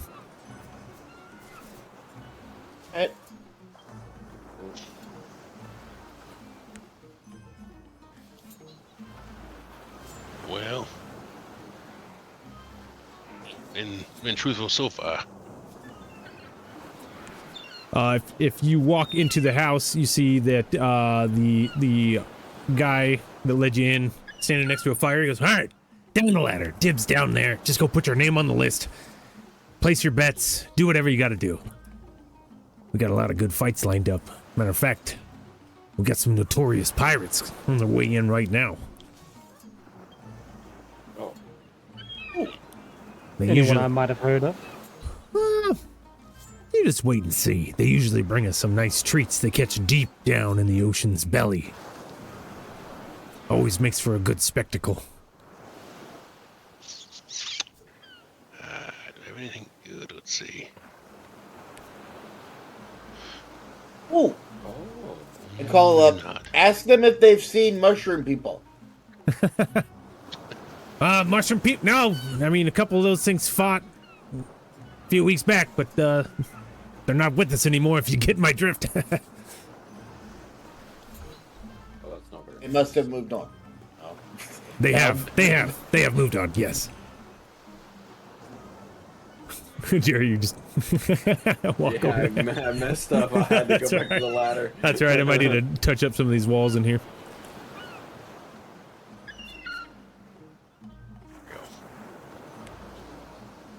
You guys make your way down the ladder, and it's about 10 foot high, 5 foot wide tunnel leading around, and then as you pass this first little alcove, you just see arrows and swords and makeshift bows and stuff that has just been pieced together. Empty crates and pots, rotten food, new food. Some stuff that looks pretty fresh, some stuff that looks like it's been pilfered quite a while ago. But you do make your way around, and as you come across this final turn, the area opens up wide into about a 45-foot wide cavernous space. The roof now going about 15 feet tall. And in the center you see, roped off, is the shape of an octagon. A bunch of leaves have been thrown inside, possibly to add to the padding. But surrounding the area, you see what looks to be a group of what look like pretty rough and tumble goblins. And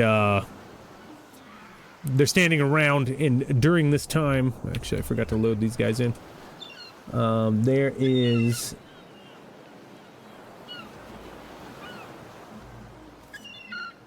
what looks to be an orc currently fighting against two very small-looking goblins. And, oops, I forgot to unhide. Everybody's standing around cheering. Yeah! The giant orc rears back with his club and donks one of the goblins in the head. As that goblin's body slips lifelessly to the ground, one of the littler goblins sneaks up behind him and stabs him in the ribs. The orc grunts. His eyes roll to the back of his head like he's about to fall. And then he shakes his head and screams and swings his hammer club through, catching that goblin in the ribs enough to immobilize and send him sprawling to the ground unconscious. As this happens, the orc begins to wobble on his feet and tips over, and all of the surrounding goblins start cheering, and then one of them throws a bunch of coin on the ground. Bull crap! But it looks like you guys walked into a fighting pit. There's a roster on the board. There is a group that are ready to fight at any time, and they're just waiting for competitors to flood in. You guys have found Dib's Bunker, which is an illegal underground fighting pit. Yes. But if you want to fight, we can throw your name in the bout, and your team will be able to bet on you and/or other fights. If you guys want to get into it. You can do up to 2 fighters per round, but it's usually 1 versus 1. I'm not interested in fighting. And be like, I don't know about this. Oh yes, do it, Kaden, do it. Well, sir, it is the law of the land. Build the name for yourself here. Are they to the death? You see as that fight finishes, the bodies are drug out by people who look to be working there. Similar goblins without all the garb. They almost have like aprons and the look of people who might be some sort of medic type. But no, you hear Dibs start laughing. No, we don't fight to the death. This is my bunker, and we fight for money. Blood is just added bonus. I'll throw my hat in the ring. All right. Kobold coming in hot. And after saying that, I'm gonna pull out a flask and start pouring some liquid into it, and I'm going to use a spell slot to make myself a elixir of boldening. All right, absolutely. Embolden the man. Are you Not gonna entering? drink it yet. Are you going to enter at tier 1, tier 2, or tier 3? Let's do tier 2. Tier 3, I would say, is like level 4 to 6. Tier 2 would be 2 to 4, and then tier 1 would be 1 to 2. Each one pays more, and anybody betting on your teammate, the higher tier up, that's how many times it multiplies your bet. So you can win up to 3 times your money if your friend wins a tier 3 and you bet on him. Sorry. Back. You good, brother? Yes, Renbean, yes. I will sponsor you. I'll kind of look at Rimbane and be like, are you sure? I'm gonna puff out my chest. I'm just gonna nod my head. Tier 3. Ooh, all right. Yeah, So tier 3? throw in on that. Do we do a twofer? Or do you want to do it alone? You can do a twofer, but the pot is split on a twofer.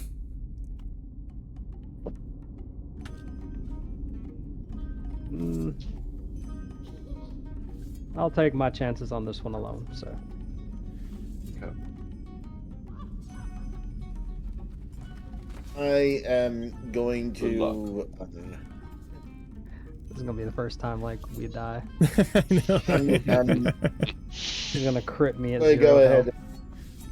Casting Bless on Rimbane. Okay, Oh, Bless is 1 minute do it? spell, so I'll let you do it right before the fight starts, Jam. So Okay. right as I go into initiative, I'll let you pop that off. Unfortunately, that's another concentration spell, so I lose my locate object. But it's fine. Nah, I'll Oh, that before would you be cast that was that was 10 minutes you said anyway, right? Yeah, we'd be past that just with the travel so far anyway. So. Okay. Rimbane will turn down the bless. when you start to cast it. Oh, Do we Right. sense that they fight dirty here, or is this actually like kind of honorable? Like if Well, this is your guys' first experience, so you're gonna have to determine that after your first experience, I think. You know, when you go to that first crappy bar and you're like, man, this place is gonna suck, but then they have really good steak bites and the beers are cheap, so you're, yeah, it's not that bad. billboard, I'll What's do is this it one Star on my Bar? own merits. Star Bar, yeah. But if you see me fall, by all means, cast Cure Wounds. oh, of course. Dib says, none of that. Your friend's gonna help you out with magics and whatnot. You do it before you walk in. Any spells getting cast from the outside, they be answered with iron.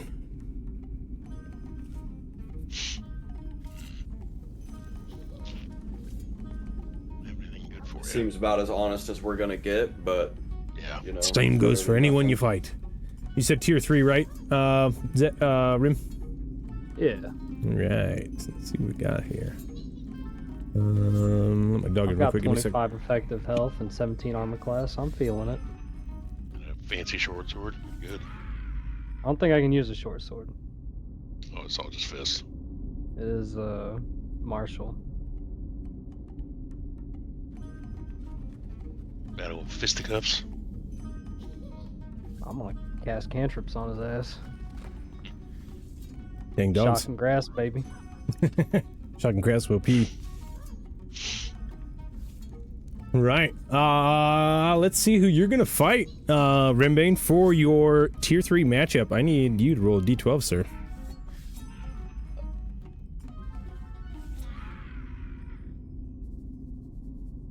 Seven. 7. Ooh, almost. You almost had to fight Dibs. Not quite though. You see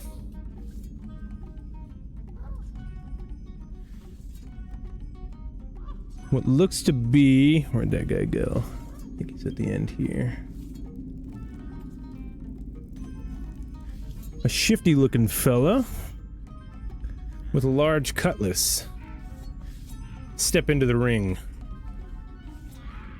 And as the fella takes off their large jacket, you see a very feminine form and an actual beautiful face, but a very large scar going across one eye, and an eye patch over it.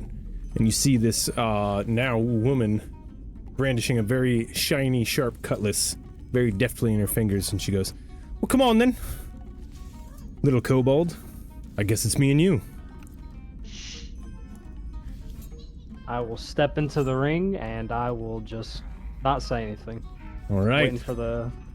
You hear Dibs say, "We have a bout. The Black Kobold, your name?" The Rimbane Roseclaw. Sir Rimbane versus Mad Marge. Begin! Give me initiative there, Rimbane. 20. Alright. Nat Oh 20. my lord. Nat 20? Yep. Nat 20, alright. Let's see what Marge gets. She's gonna get a dirty 20, so with the natural, do you have any bonuses on top of that? I do not. I'm gonna give you the first go with the natural 20. That beats that dirty. As soon as he says go, you feel like you have the initiative, sir. What do you do, Rimbane? Step, you know what? Actually, since we're still at range, I'm going to bonus action drink that emboldening bond, or that emboldening elixir. Okay. And that gives me a +3 to all my attack rolls. It's blessed, but I roll that one time, and that's for a minute. Perfect. All right. This is an elixir, correct? Yes. So that's actually going to last till a short rest. Oh. We're bumping up potions. Potions are going to be, unless they're like instantaneous effects or like use effects like fire breathing, you're going to get 10 minutes on a potion, and then we're going to do till short rest on elixirs. Just My so- artificer so- elixir. Yeah, your artificer elixirs. So I just get a +D or a +3 to everything. You get a See, plus let me 3 make to sure. everything while under the, so you can only have one elixir's effect going. I'm basically stealing it from the Baldur's Gate system. You can have one elixir at a time going, but whatever one you pop, it's not going to be a waste. You can use that until you take a short rest. I'll take that. That's fucking huge for my elixir. Yeah. Yeah, it makes the artificer's elixirs a lot more potent. Cause I mean +3 to all saving and attack rolls and saving throws. I'm basically trying to bypass you having to say every time you want to do it, I make an elixir and drink it. I make an elixir and drink it. Like, you're going to be covered up until your short rest, so. Nice. Now I'm gonna cast Ray of Sickness at her face. Alright, let's see the Ray of Sickness. That is a 24 without the additional. 24 is going to hit, absolutely. Even at tier 3. Go ahead and roll that damage. That is 8 damage. And 8? now she has to roll a con save. And a con save. 8 damage. Okay. Oh, that's a really bad 13 to con beat. save. No, that's only going to be an 8. Let's do it. What do we happen here? She's now poisoned until the end of my next turn. And poisoned. Normally, people you strike with this ray that fail their constitution save become poisoned. You see a slight glow go through her body, and almost like a rim of a halo for a moment appear above her head. She's immune to poison. She will take the damage, though. That is a bonus action and an action. You still have some movement. I'll let her come to me. Okay. Holding position there. She is not going to close the gap. She is going to actually look at you and go, well, that was cute. And she's going to snap her fingers and disappear from view. And then something happens. She moves. You hear some rustling over in this direction. But that's their turn. What do you do, Rimbe? Weiss is losing his mind. He didn't ask me, but he's shouting, encouraging Rimbane, saying, nah, no funny business, that's bullshit, and all that kind of stuff. So, Come on, ref. yeah. So invisible doesn't make them unable to hit. You just have disadvantage on your attack rolls against somebody that's invisible. Just so we're all on the same page.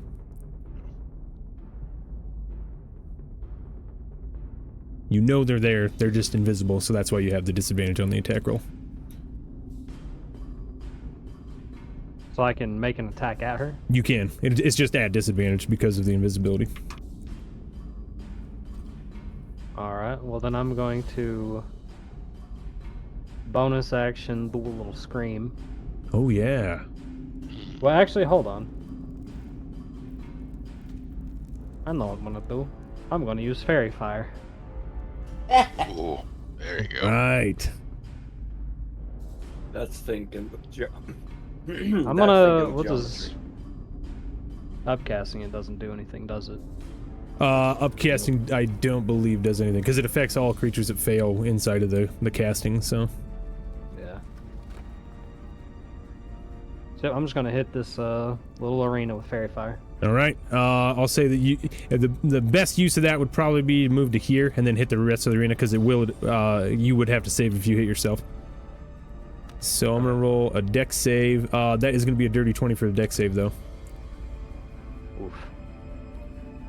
So you release your fairy fire in the area, filling the entire space, and just for a second you see a shape almost like move like dust through your fairy fire, but it doesn't manage to accumulate on top of the person's form.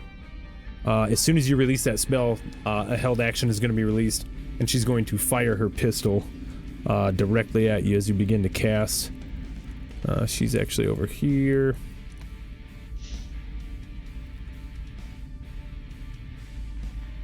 I'm gonna do an attack at advantage because she was invisible.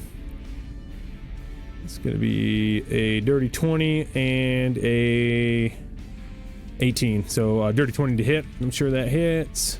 Oh yeah. This will be 13 damage plus 2d6 sneak attack, which is not a very good roll. Plus 4 more. What is that total? So that was 13, 9, 4, 17. Ooh. That ain't looking good, folks. Fucking. I presume she's a swashbuckler. She's looking a little roguey at this point, but she's got a little bit of magic on her side. That was her reaction. Rimbane, is that the end of your turn? You got a bonus action or movement you want to do? Nope. That is the end of my turn. All right, she is going to approach you, thinking that she has the upper hand. She will use her attack on you. That is going to be a plus 4, 17 to hit. That'll hit. Alright, a little scimitar action. Oh wow, she rolled a 6. That is 10 damage, 10 slashing to you. I'm out. And you fall to the ground as her sword comes across your chest, lacerating you just slightly. Enough of the blood comes out, you lose consciousness and tip over. The crowd begins to roar and everybody screams, "Mad March! Mad March! Mad March!" A little goblin guy comes in and grabs Rimbane's body, drags him out, puts him up in a corner, slaps his face a couple of times, and that's their very nice way of applying 4 hit points to you on a cure wounds to bring you back.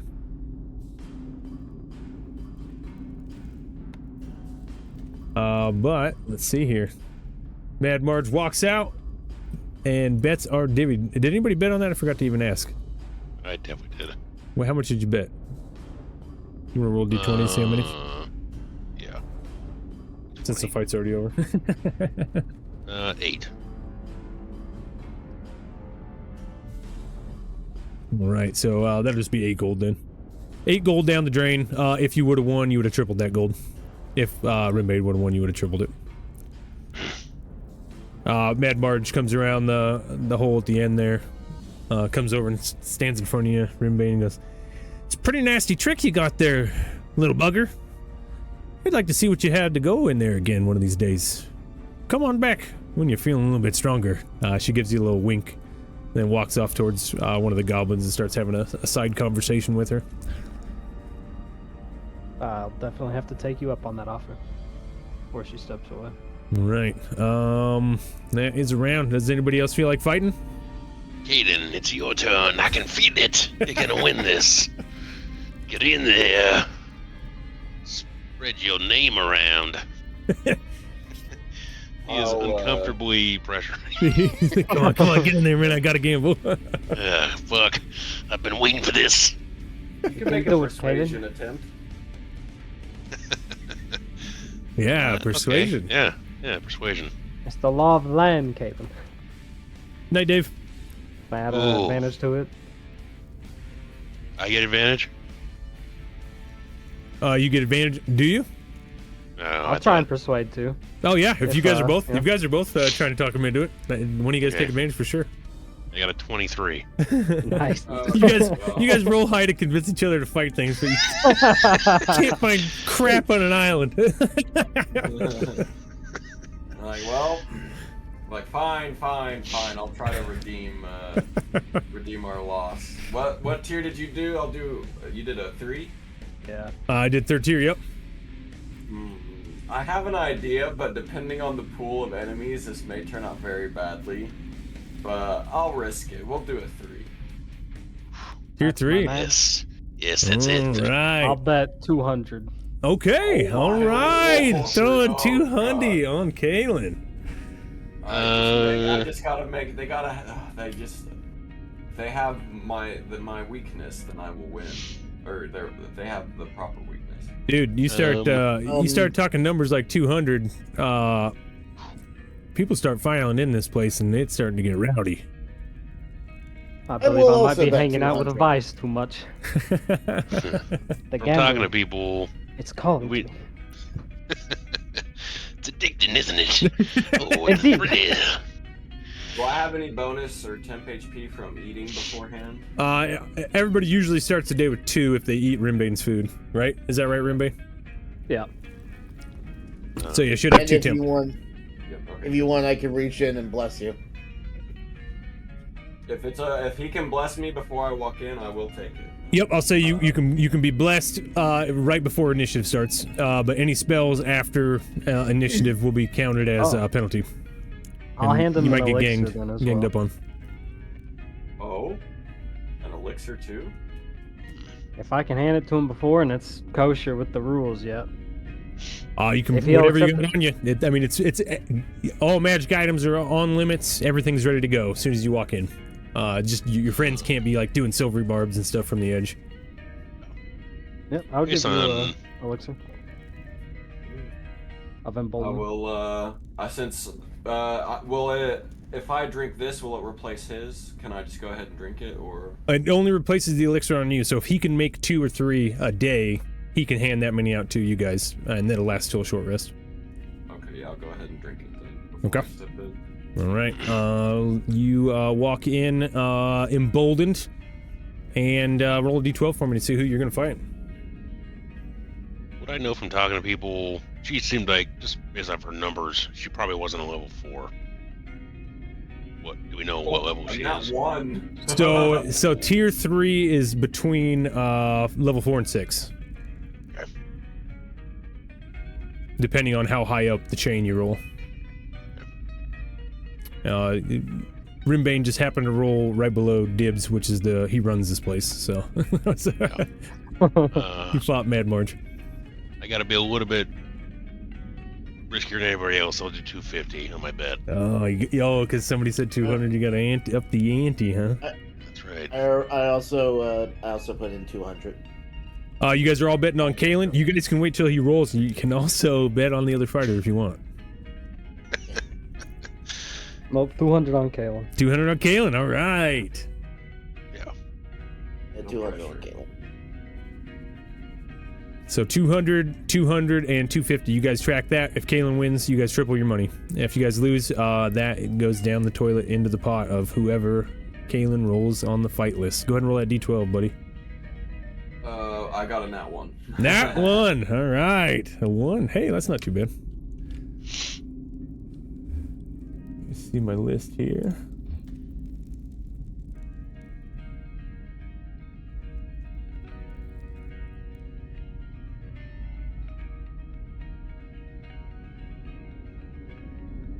Looks like we're gonna have... This should be fun.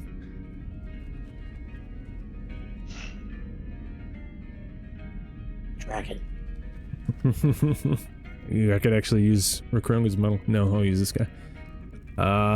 You see a very large red dragonborn wearing shiny armor Oh shit. step over the ring and get inside, wielding a large shield and a battle axe. He just nods his head at you and goes, "Good luck." Gets ready I to believe fight. in you. We will say, Blessed. Dib says, "The Red Terror versus," and he points at you, Kalen. I don't know. I don't have a title. I'm just Kalen. Simple name. Versus Kalen, the no-titled Simple human. Fight! Go ahead and roll initiative, Kalen. This guy Don't is... let him intimidate you, Kaden. You got this. Rolled over to 15. That's going to be a 17 for the Red Terror. I got a natural 17. Natural 17. All right. What is your dex bonus? 0. His is 0 also. Yeah. So since yours was natural, I'm gonna let you go first. Well, I really hope he doesn't have blind sight, and I'm gonna drop a darkness on this whole arena. Yes. That is 20 feet, right? Yep. May kind of piss off the spectators, but you know, I'm in it to win it. All right. Within this area, if you cannot see through magical darkness, it is now pitch black. Cannot see. Kalen, I assume that you don't have any trouble seeing inside of your own darkness. You hear Dibs just go, "Ooh, this is gonna be good." And then bonus action. By the way, Zach, I lied. I do have silver barbs. I'm sorry. What is this? Of course, Jerry has silver barbs. Mm-hmm. I Where was surprised is- when he told me no. I know. I was like, wait a minute, what? Is this? Okay, yes, as a bonus action. I'm gonna put my Hexblade's curse on him. Hexblade's curse. Okay. You managed to apply your Hexblade's curse. Rolls. All right, we'll And I put you crit on a 19. Absolutely. Abso-freaking-lutely. Action, darkness, bonus action, Hexblade's curse. Do you want to move around at all? Nope, I'll sit here. All right. He is going to... You hear him shuffle this way, shuffle that way, shuffle this way. And he turns this way and goes, "I hear you." And you hear a swish of an axe. I will roll at disadvantage because he cannot see you. That is going to be only a 15. That is a miss. He swings. Whoop. You hear this axe go wide around you, and you hear a shield come back up, and you just hear him, "Where are you?" His eyes begin to glow within the black darkness with a red flame. That doesn't mean anything that he can see. He's getting a little mad. Back to you, Kalen. I am going to go all out and cast Inflict Wounds. All right. So you can see and he cannot, so I believe that is at advantage. Correct. He cannot see my attack. So swing. Let's see. At advantage, so 15 plus 3. Be 18 plus bless, which would be what, a d4? Yep, D4. So 18 plus this d4, 20. 20. That's gonna hit. Nice. Alright, so it's a 3d10. 12 damage. 12 probably, damage. if that matters. All right, we'll go battle formations on that. Oh, plus I hit him, so I think I do an extra 2. 2 damage for Hexblade.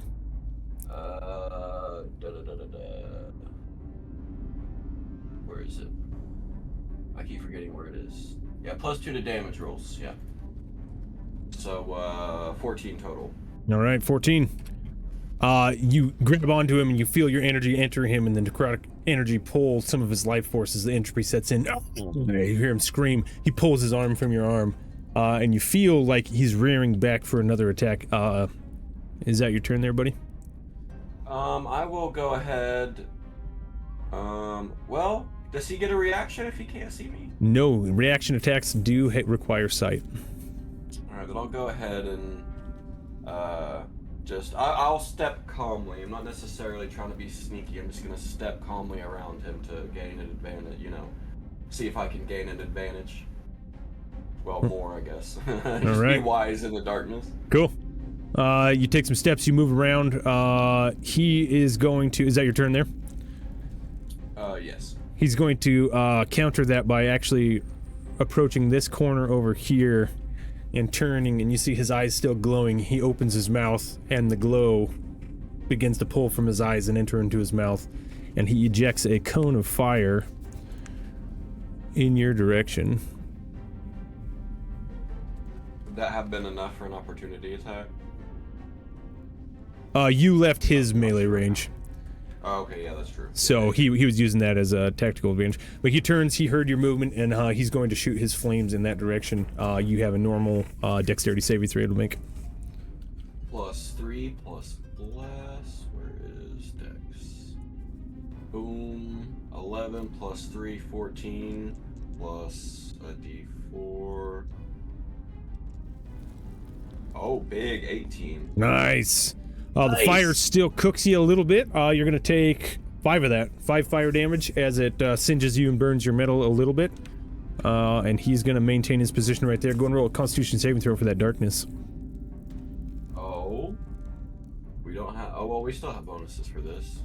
What am I saying? Oh, but I don't think it's going to be enough. Uh-oh. So, No. 2 on the d20, plus 3 from the elixir. Gotta get a 10. So, okay, yeah, that ain't happening. Because, yeah. As the flames subside, the room reglows and everybody starts cheering as they see you wince from the flames as the darkness fades. He grins as he stares at you and baits his axe against his shield. Ready for whatever you got. Your turn, Jerry.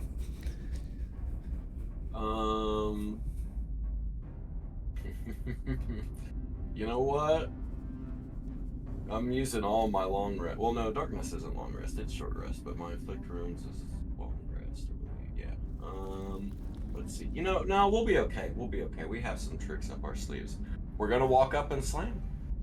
Let's see the slam. Welcome to the jam.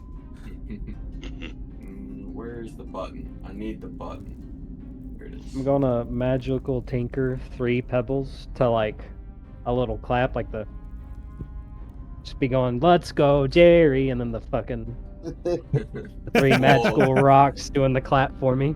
Clack, that clack, worked clack, because clack. guess what, boys? I rolled a 19. Oh! So that is a crit. That is Jerry. a crit. All right. That was my doing. That's I what take you full need. responsibility. So I mean, it worked. would be 2d8 plus 8 plus 4. All right. 2d8 plus 12. You get a bonus from your hex, right? And then, there's 2 damage from the hex, right?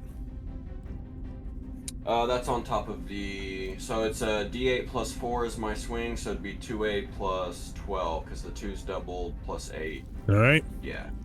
So we're going to roll my 2d8s. We got... Oh, big roll. 14 plus... What did I say? 12? Yeah. So... 26? 26? 26. This That's a man big. dead. That's a big hit. He's definitely, after you hit him with that, he's like slumped down, breathing hard.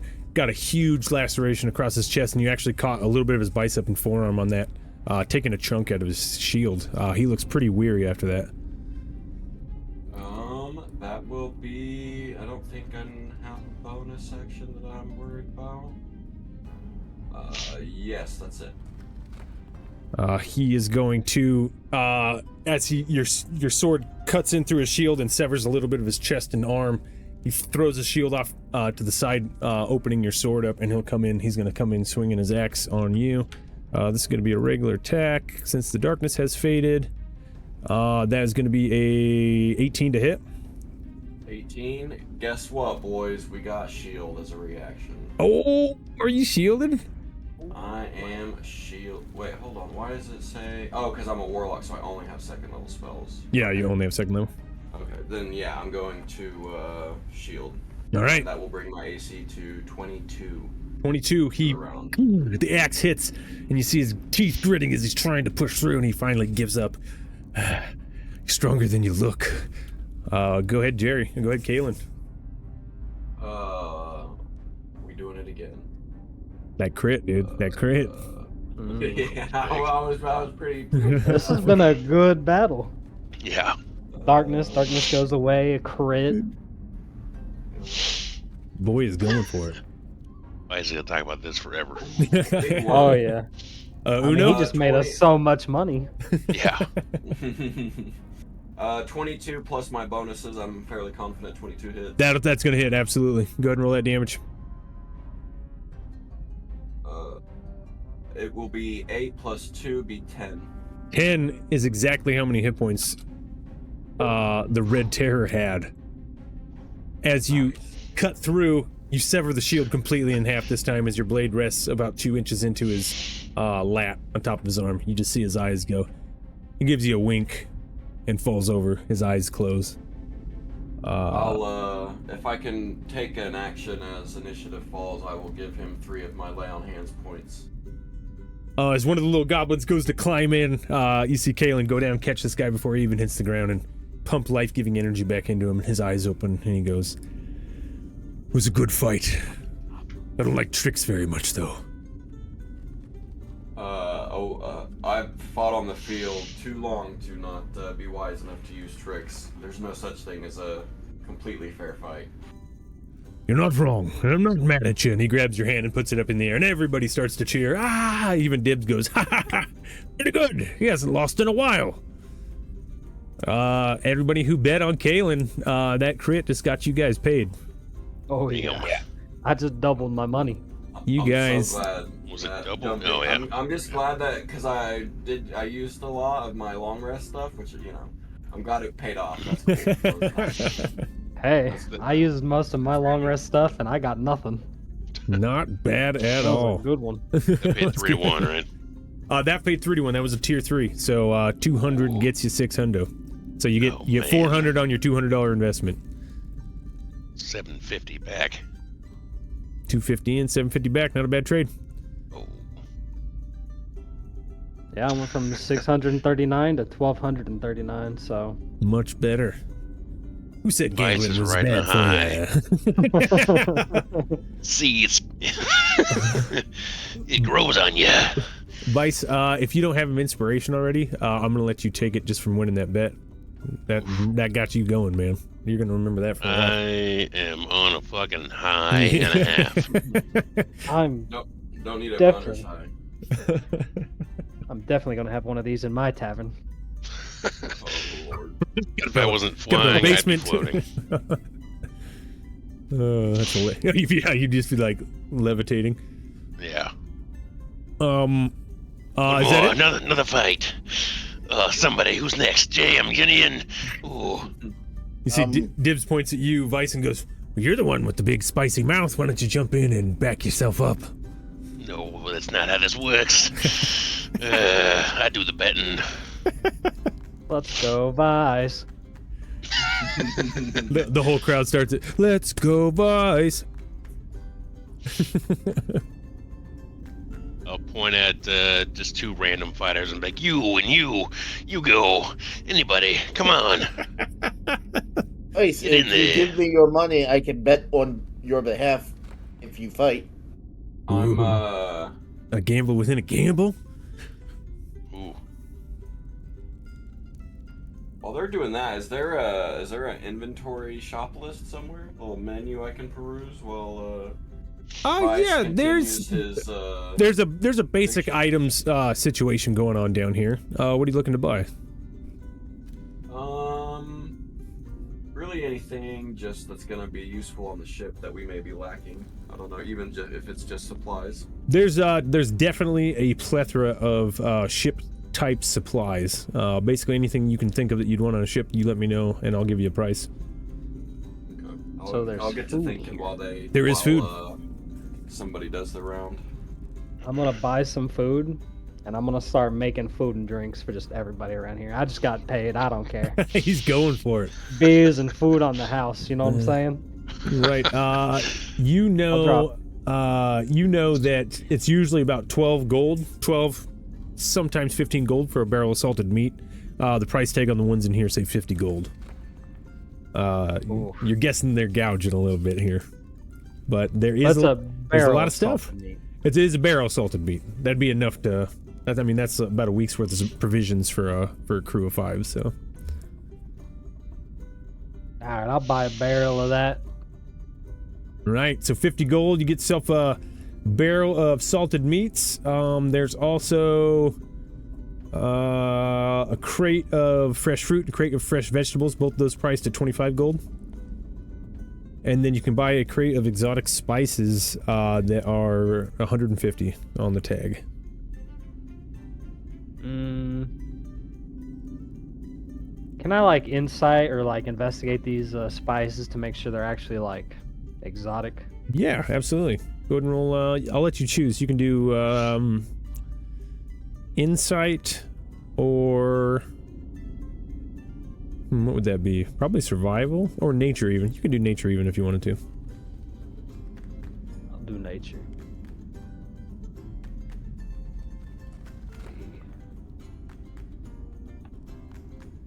$11. 11. Yeah, these are pretty exotic spices. You don't think they should be, just like the meats, they shouldn't be this much money. You're thinking they're worth about a third what they're charging. Yeah. I'll just buy the barrel of salted meat, and I'll use like, I don't know, maybe a quarter of it. Just start cooking some meat for everybody around here. All right, cool. In the pit. Oh, sorry. What was that? Everybody in the pit. You're making food for everyone. Yeah. All right. I imagine it would only take like a quarter, maybe half of the barrel. Yeah, I'd say half people. the supplies that you buy could be used to whip something up. I'll give you a performance check with advantage to whip that up.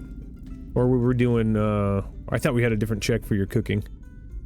I think it's intelligence plus proficiency. Okay, go ahead and roll that at advantage with the amount of supplies that you're using. There's a little bit of room for error.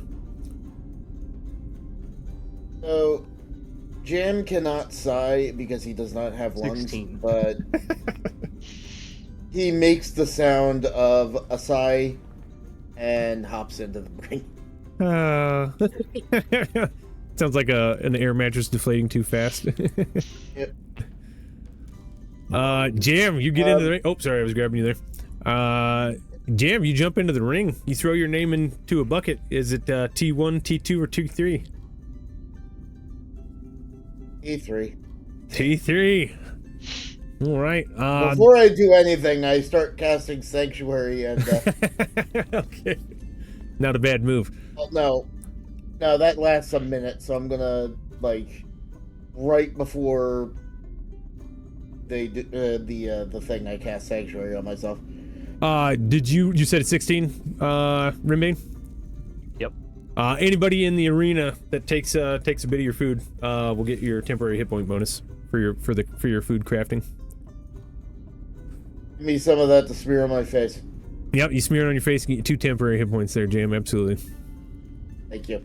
Not a problem. You throw your coin into the T3. We got 2 off of that list, so we're gonna roll a D10. I'm throwing 200 on the robot. No, do not. That would be stupid. He's just like, I have to do it. Doing tier 3, I'd go in the Oh shoot! opposition. I rolled a 20 instead of a. Sorry. Oh, that's right. Hey, D10. even if I lost, I've won. Roll a 5. 5. All right. Let's see here. 5 is. My headset got unplugged, so I'll be kind of AFK for just a moment. Oh, you're good, buddy. Let's see here. We're gonna go with.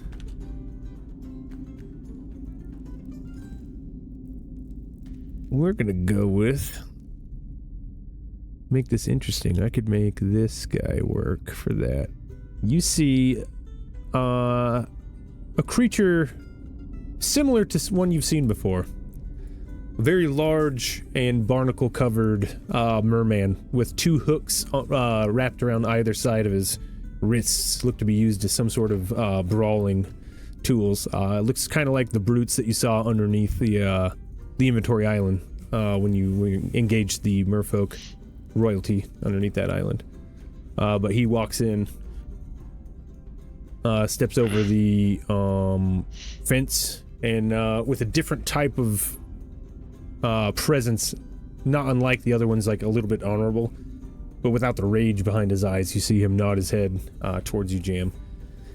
And Dibs goes, "Oh, this time we got two newcomers, huh? Who's this guy over here?" He points to you, Jam. Nod back. I am Jerry's amazing medbot. I am not a fighter. So if I do well on this, consider how well Jerry's amazing fighter bot units can be. Okay. Jerry's over here. Please see me after the fight. I have pamphlets. He's got pamphlets. Anybody got bets? And you, sir? You just see him look out at everybody and I am the Tide. And everybody goes, all right. The Tide versus Medbot. Jerry. We're just going to call you Jerry. Jerry versus the Tide. Go ahead and roll initiative. I'm gonna bet. Right. We get. I quickly Go ahead.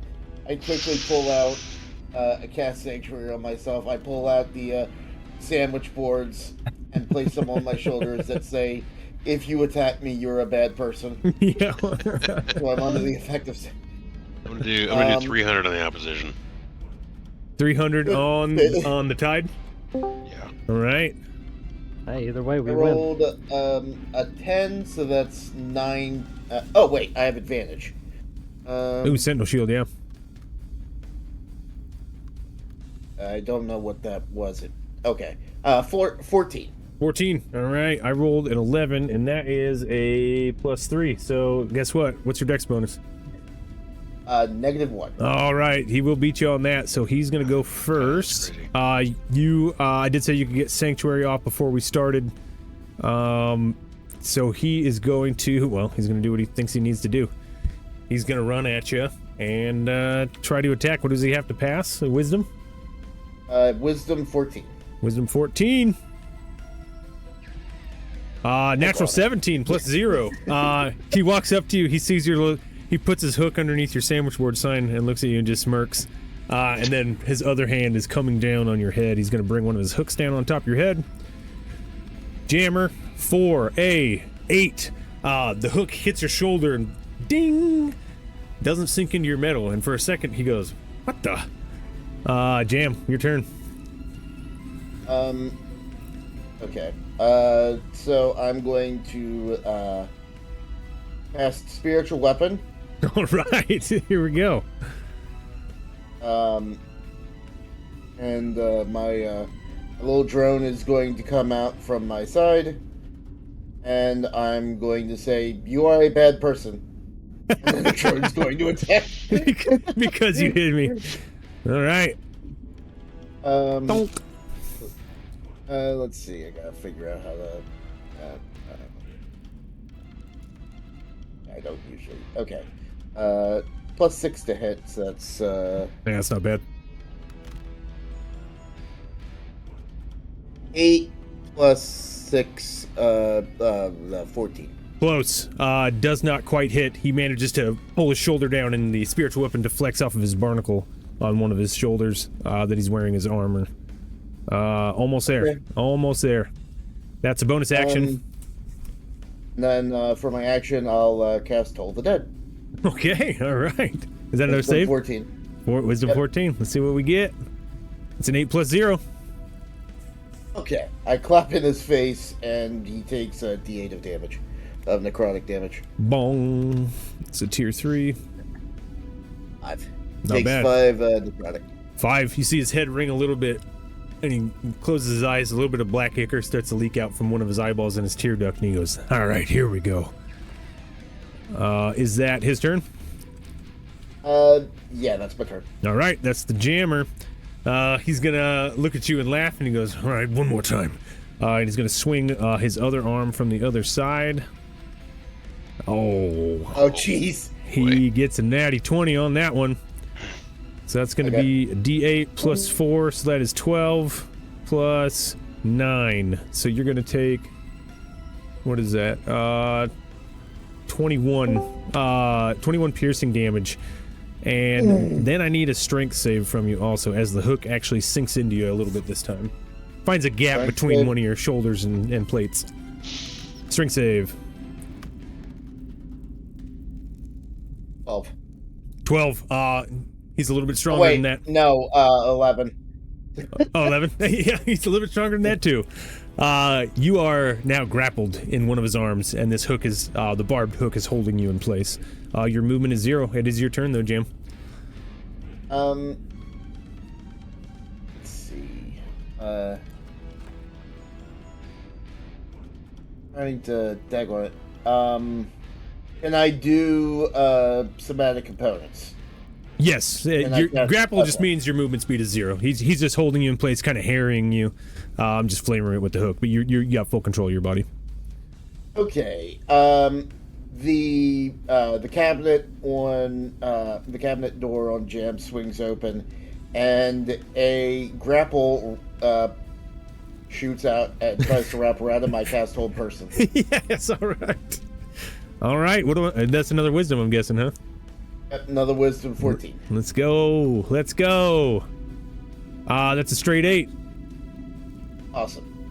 I believe this guy is now he's considered paralyzed, right? Yeah. Does he get to save at the end of his turns? I think that's what it is. At the end of his turn. Okay, at the end of his turn. So regardless, that failure is going to lose an entire round of action economy. You still have your bonus action. Jam, what are you doing? I'm going to use... Oh, good.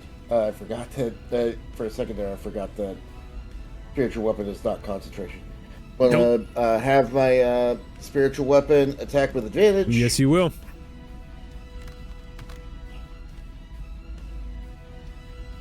Got it. 7 plus 6 is 13 to hit. 13 is gonna miss. Even though he's held, the spiritual weapon just manages to hit a spot that happens to have armor on it. That's my luck. I know, it's so silly. That is your turn. He's gonna save against Hold Person at the end of his turn. Ooh, natural 17. So he does shake the hold, but that's his entire round. Jam, back to you. What are you gonna do? I'm going to use my action to let's the spiritual weapon it could be a melee weapon attack. Good. I'm going to say command word cast command word grovel. Say that one more time. You were cutting out just a bit. I'm casting command word grovel. Okay, command grovel. Is that another wisdom save? That's another wisdom save. Another wisdom save. Oh wow, natural 17. He okay. Sharp. Try to do something, you stupid drone. Sharp gritted teeth. He's staring at you. I don't think so. What? No. And he ducks out of the way as It your was a bad spiritual idea. I told you it was a bad idea to bet on me. Oh, he says, "Here we go." He brings the other hook down on you. Oh my god. Oh, Jesus. Oh my god. Oh, it was meant to be. Another natural. Oh, but so that is only 12 plus. I have 6 health points. It was meant to be. So he brings the other hick down on the other side of your shoulder, and he just pulls, and you guys hear a crack. And not only does the spiritual weapon disappear from your sight, but also the glow in Jam's eyes fades as he falls to the ground. And you see the It doesn't tide. disappear. It just crawls back into my side. Yeah, it just rolls back up inside. Auxiliary power. We'll talk about it later. Yeah. The tide actually looks around confused for a moment, and he looks out towards the crowd and like slowly puts his arms up, like, I hope I didn't kill him. And everybody starts cheering. The tide. Little guy walks out, dumps a cure wound. Oh, you're gonna cure wound? You don't have to. The little guy will come out and heal him for 8 hit points. Jam, as you remove from the ring, you come back as a little goblin guy. Brings you back from a little bit of darkness.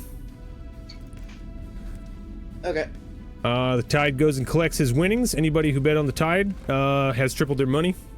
Fuck yes. And tripled their input. And yeah. How much did you heal me for? 8 back to you, Jam. That was bullshit. I can't believe 2 natty 20s. I was like, oh my That's god. crazy. And then I broke hold And then I person. missed with a. Well, the whole person. I missed with advantage. I thought that's where your crit was coming from. I was like, here, he's coming back on this one. And then the 1. Oh my god. Oh, sometimes the dice, man. Sometimes the dice just don't roll in your favor. Yep. Let's get back to some kooky goblin music. Let's see here. I just love this. Look on Muddy Roads. That's a good one. All right. I don't know what your guys' time frame's looking at, but what's everybody's longevity looking like tonight? I probably got another hour. You guys want to rip it to so it's about 11 now. Rip it to midnight. Take a little 5-10 right now. Yep, sounds good to me. Okay. Good. Cool. That'll work. All right, couple rounds in the fighting pit down. We'll come back and see what you guys want to get into after that. I'll catch you guys in a minute. Good.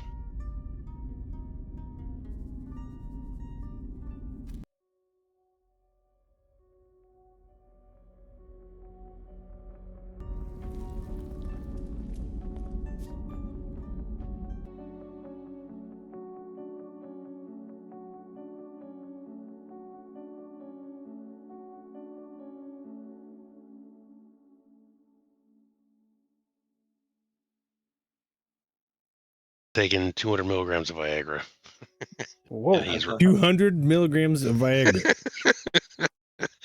and he is ready.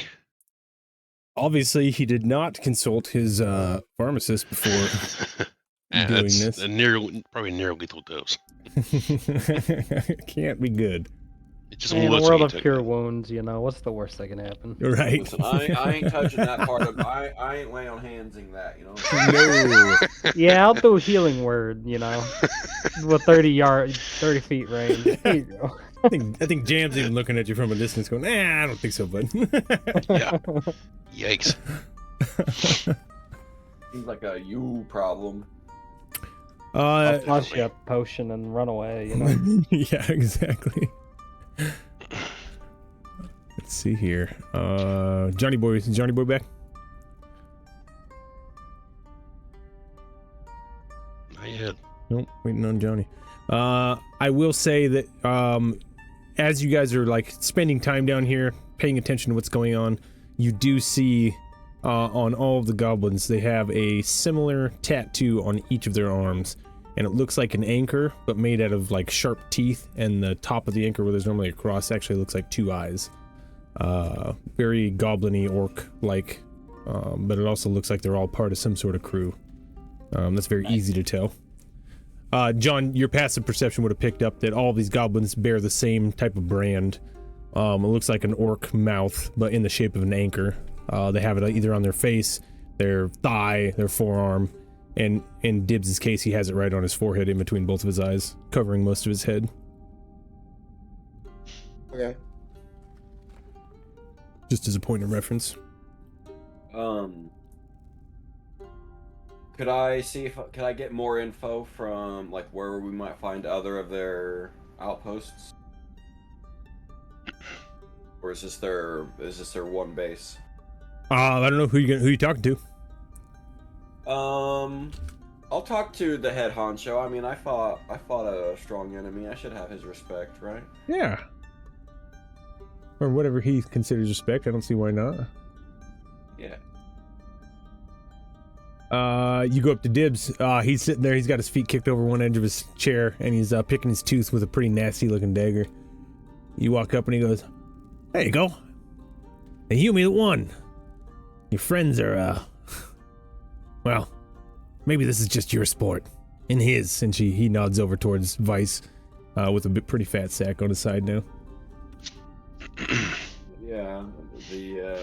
I'm not. I don't necessarily condone what you're doing here, but I probably shouldn't have said that. But No, you shouldn't have. What does it even mean?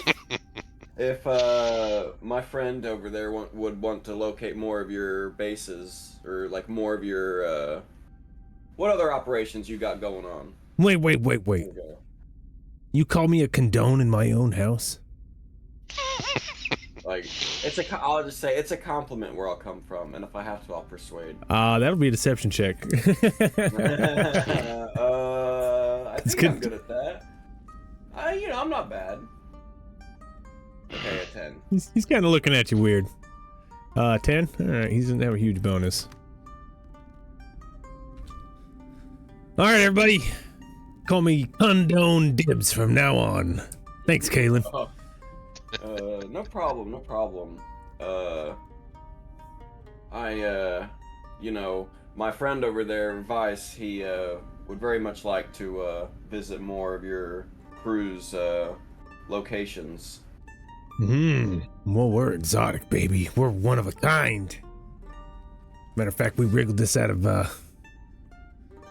you Humies' hands about 30 days ago. Spruced it up ourselves, kicked out all the crap like the beds and the toilets and the cooking spots, and turned it into this.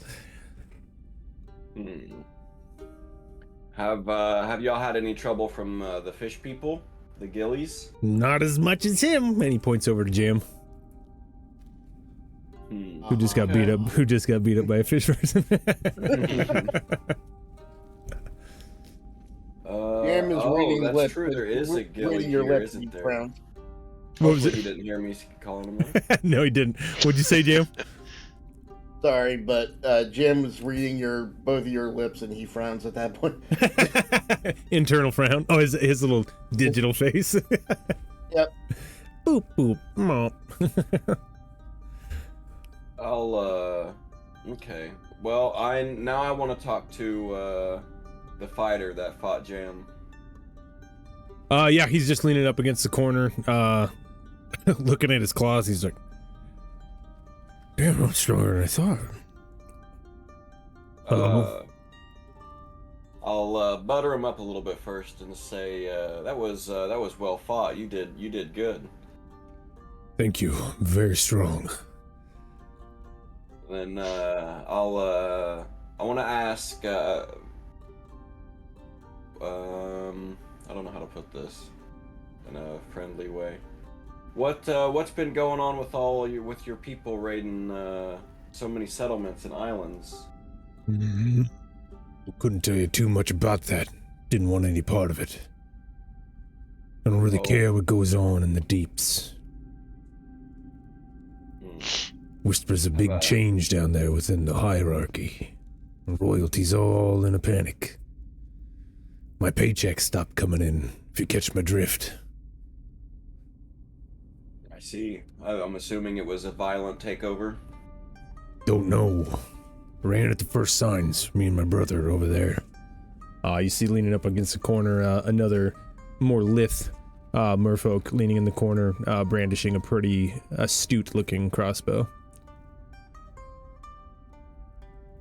Alright, well, if there's if you remember, or if you find any information, we don't necessarily want to cause any unnecessary bloodshed, but we want to put a stop to whatever is assault.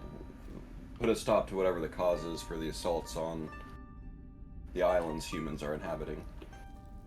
Can't tell you much about that. Just trying to make my own way out here. Well, we are now. We've forsaken the royalty and we live above ground full time now. I can't say, though, the ones that are doing these raids, I don't think they're, in their own heads. But that's just me guessing. So, probably not supported by the current regime? No, more so, they're doing things that they wouldn't rightly be doing if they had thought it through a little harder. Okay. They're being manipulated, I'm sure.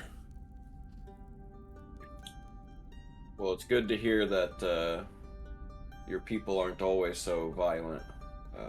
Good fight, and then I'll leave. He look at you and say, "You too. Maybe it'll be me and you next time." No, my my days for fighting for coin are hopefully behind me. Well, I hope that's true for you. And a little solemnness comes over his face when he says that, and he goes back to tightening his wrist straps on his hooks on his shoulders, on his forearms. I'll walk back over and tell the group about what he said about the regime change and the possible manipulations of the raiding merfolk.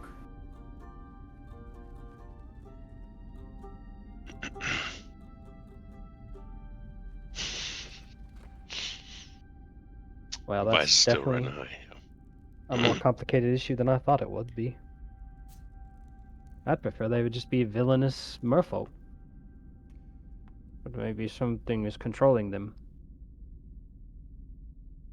A scruffy-looking pirate holding an axe and a whip, standing next to you guys go, "What are you talking about? They're all bad. These guys in here, well, we've known them for a little while, but don't buy into that crap. They're taking women and children. They're taking people left and right. You see them, you put them down." He kind of walks away. I'm sure that's what some people say about my kind. In fact, I say it about my kind. At least from the island I'm from. Dang, you want the truth? There it is. Yeah. Are you like, I don't mean to, but are you like approving racism against kobolds? You're like, yeah, let's go. I know, Dig a right? tree. Kobold- Well, if you see any from crimes. my island, I mean, it is what I tell you. I read his backstory. They get a little crazy where he's from. Oh, shit. Hell, if you don't kill them, That's hilarious. the others will. Yeah, I know, right? You don't even have to go fight them. They'll do it themselves. If the group wants to leave, that's fine, but you'll have to literally drag Vice out. 'Cause he's ready to step in the ring himself. Do Do it. it. Do it. Do it. Do it. Everybody overhears you guys. Do it. Do it. I go up to the guy who's running the show.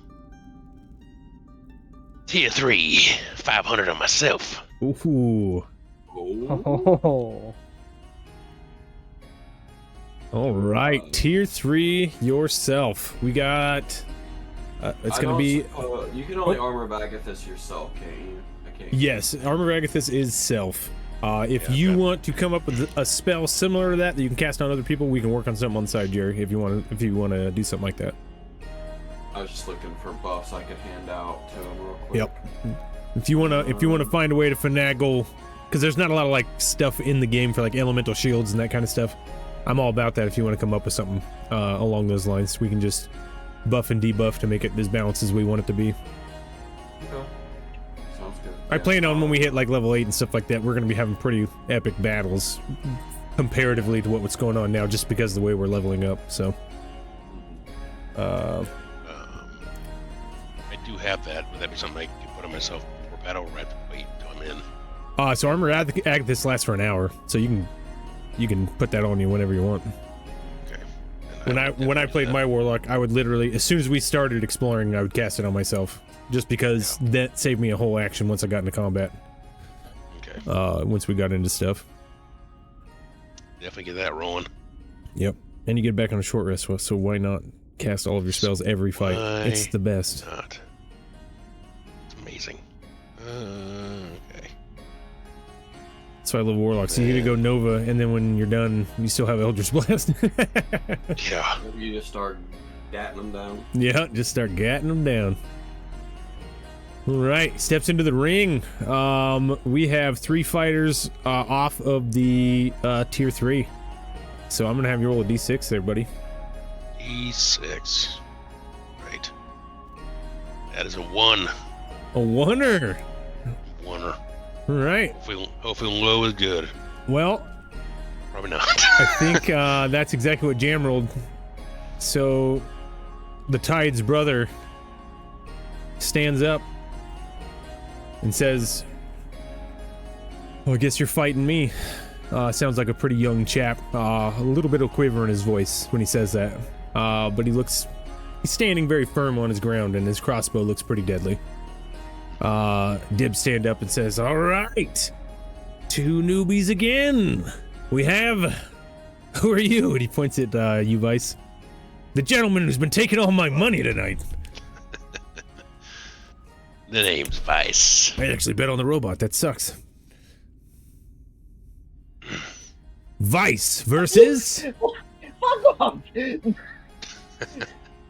looks around and he goes, he looks over at his brother and like rolls his eyes and goes, "Whirlpool." Whirlpool versus Vice. Let's get it started. Go ahead and roll initiative, Vice. Here we go. Need a good one. That is a 16. Ooh, natty 20 plus 4, 24 for the Whirlpool. Damn. That's your Good. third 20. That is crazy how these are just rolling like that. Yikes. I wonder if it's a way Not I'm just great. flicking them. I'll roll them a little harder next time. A little higher, I should say. We get into the pit here. I'm gonna get a little closer. That's a cool angle right here. So hands on me going first. It's probably gonna be short. That's right. The Whirlpool looks at you and goes, kind of shrugs, pulls the crossbow up, and just pulls the trigger. We are gonna see if that hits. Won't be hard. It's only an 8. Goes wide. Oh. It buries itself half of the shaft into the stone behind you. And you see the cord on it. As soon as it snapped forward, it resets and another bolt gets loaded from underneath. And he just goes, "Dang it." Your turn. Oh.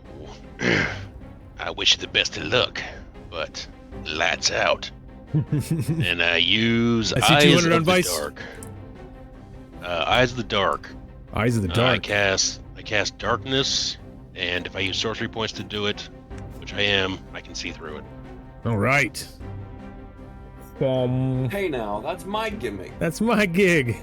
It's a good gimmick. Warlocks, baby. If you ain't using darkness Right. in the first 8 levels, you ain't playing Warlock. Yeah. And then I'll fly up as high as I can, which I think is only 15 feet. Yeah, 15 feet. Actually, it looks like even less than that. Okay, well. Looks like we can go 8 feet up. So your head will be So- touching the ceiling. That's about 12 feet there. Okay. Darkness is an action spell. So. So then I'll use. Quickened spell for 2 points. I keep track of all the shit. A quicken spell makes another spell bonus action, but it does have to be a cantrip if you do a leveled spell prior. Yeah, okay, that's fine. You can still only do 1 leveled spell per turn, even with quicken spell. Yeah, that's good. That's good. He gonna pull out the Glock. Yeah, got to pull out the So Glock. R.I.P. Glock, by the way. then, 94 yeah. dead. Jesus. Yeah, crazy. So then I'm gonna go with Chill Touch. Okay, and you can see him. So that's just your attack roll at advantage, right? Because he can't see. Advantage. Yes, he cannot see me. Oh, you've got to be kidding me. A 1 and a 2. One and a my 2. God. You see, Welcome to my hell. you see the skeletal hand scratch across his face, and almost just instinctually, his natural stance, he dodges back. It goes right in front of his face and then fades back into darkness. He just goes, "Oh my God." Vice, is that your turn? That's everything I can do, yeah. All right. He's gonna go. All right. He points up in the direction he thinks you are. He'll take his disadvantage shot at you. Another nat 20. Yeah, But it is thank God it's disadvantage. So, and I don't think that an 11 will hit you. Just, it misses. So he is going to. He fires his crossbow, auto reloads another. He's going to move over to this corner and kind of just back up into it. And he's going to use his bonus action to do something. It is your turn, Vice. I will use Twin Dispel to cast Chaos Bolt twice, if I'm understanding how that Ooh. works. Oh, another creature, never mind. You have to target a different creature is the only thing, and there's only one target, Okay. so that actually a waste Yeah, of sorcery points. Never mind.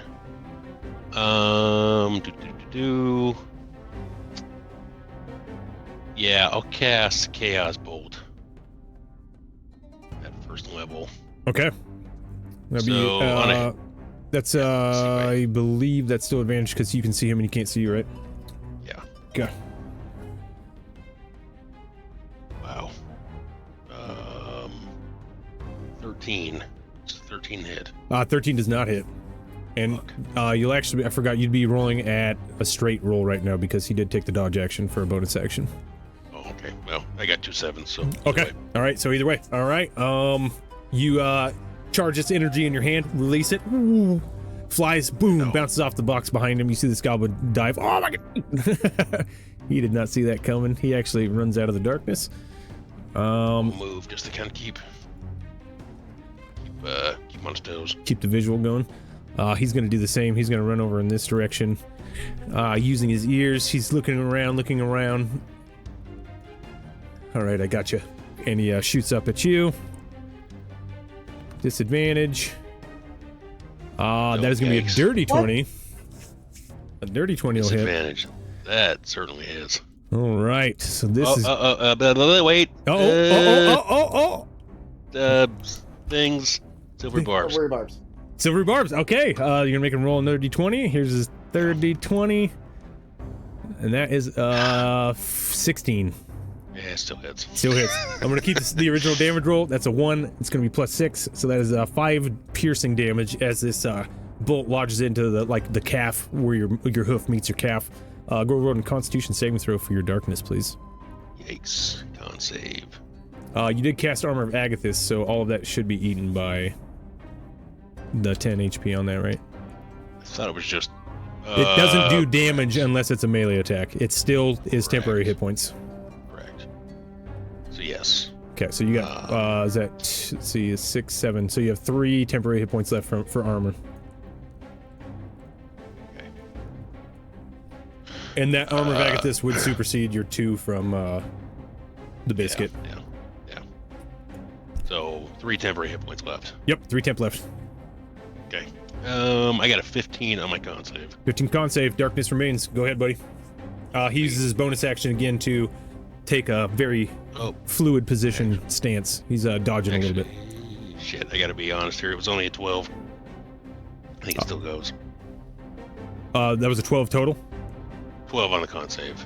Oh, Not 12 on the 15. con save. Still good. Yep, you just need a 10, so. Okay. All right. Let's see. I'm gonna keep going. I'm gonna try to hit him with a second level. Well, no, I don't want to do that.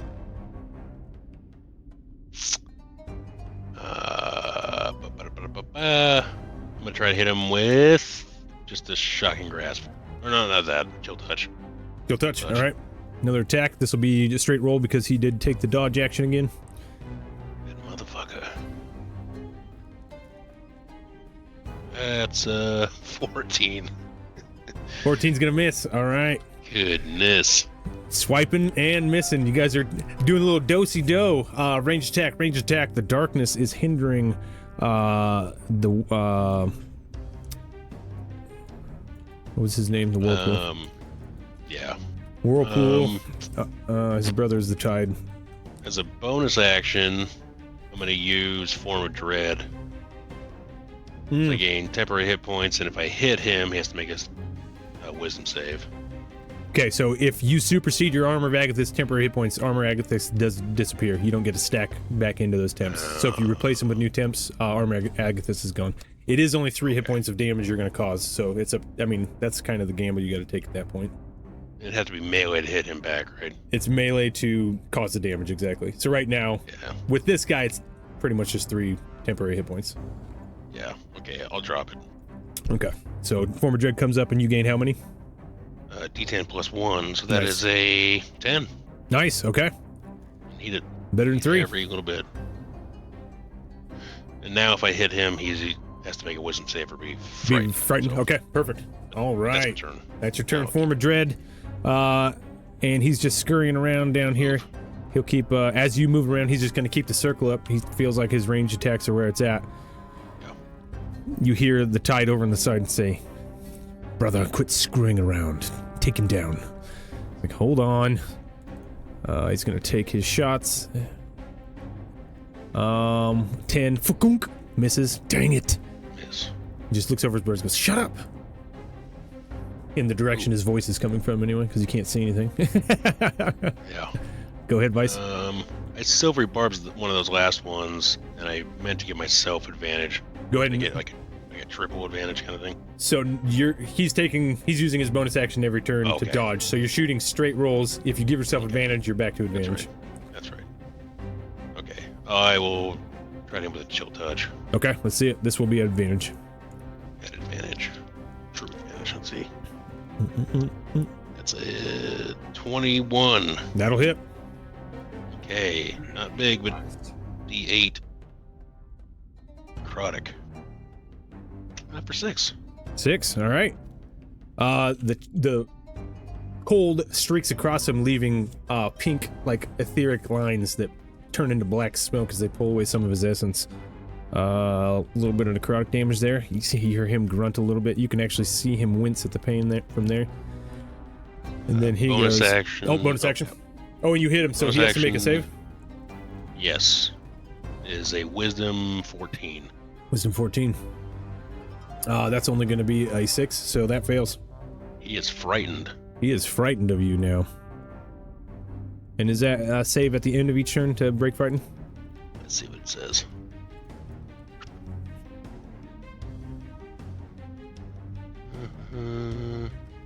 It's frightened until the end of my next turn.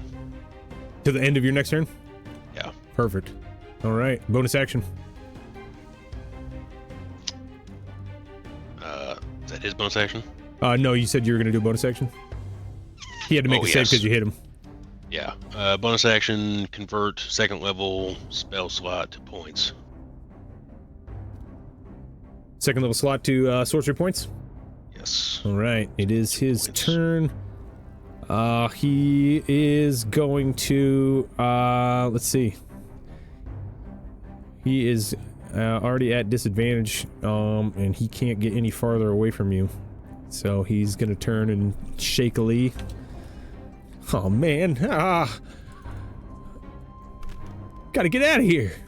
Ka-kunk. You hear a bolt zip by you, really wide this time. You got this guy shook. Your turn again. I'll go first level Chaos Bolt. Which is the 6th hit. If he's frightened, I assume he can't take dodge actions. He's just standing there. He didn't do anything after that shot. He's terrified. Okay, so that is a 21. 22 to hit. Yep. Okay, Chaos Bolt says it is 2d8 plus d6. So, remember the d8. 2d8 plus d6. of them determines the elemental type. So he'll take force damage. Nice. Let's see, 7 4 is 11, plus 5 is 16. 16 total. 16 total. All right. He is bloodied at that point. And we'll use the quicken spell.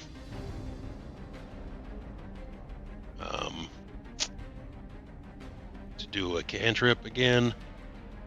Yeah, I can do that, yeah. Quicken spell to do a cantrip, and then I'll do chill touch. Yep, chill touch at advantage.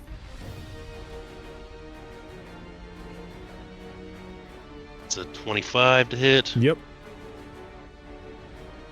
8, so he'll take 7 necrotic. 7 more. Yeah. That is looking pretty rough. He would have to take another wisdom save, to see if he passes. That'll be a 15. Yeah, he would pass. Okay, so he is no End of longer this turn, feared. Yeah. All right. Okay. And is that you? I believe that's me. I'm just gonna move slightly. All right, he's gonna do the same, shifting over here, and he's gonna go. Oh, come on, man. He's going to raise his bolt, close his eyes, and you see the tip of this crossbow begin to glow with almost like a frosty blue color. He goes, "Let's go," and he shoots at disadvantage. That is a natural 20 or a 15. Hit. I'm gonna silver barbs. Okay. Give myself advantage. Silvery barbs. That is a 16 on the silvery barb. So this one will actually hit you. As this bolt streaks through the darkness and slams into you, you take... that's only 3 plus 6, 9 piercing damage. We're going to roll your Constitution saving throw for your darkness. 19 before mods. 19 before mods. That manages to hold. But as you are flying in the air, you are all of a sudden swarmed as the bolt explodes into water. A sphere of water begins to levitate and swirl around. And completely on your position, you are encased in rolling water. I need a strength saving throw from you, please. Boy. Not good at these. That's a 10. 10. You are restrained as you are flipping end over end inside of this whirlpool. You are restrained and you cannot move. And you have all the, you have the restrained condition, so I believe that gives you disadvantage now. I always forget what restrained does. Restrained 5e.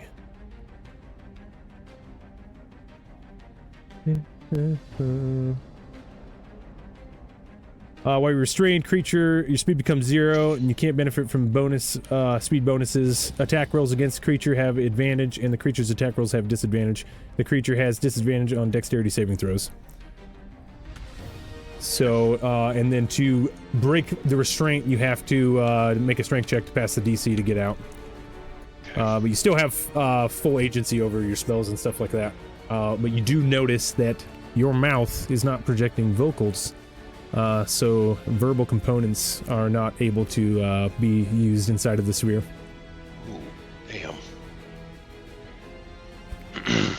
So And that is his turn. He will take a bonus action. Oh no, he activated his so he's done. No dodge. Interesting.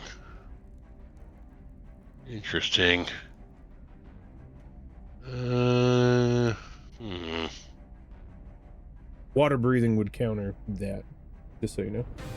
Yeah, okay. I'll chug my water breathing potion. Okay, bonus action, water breathing potion.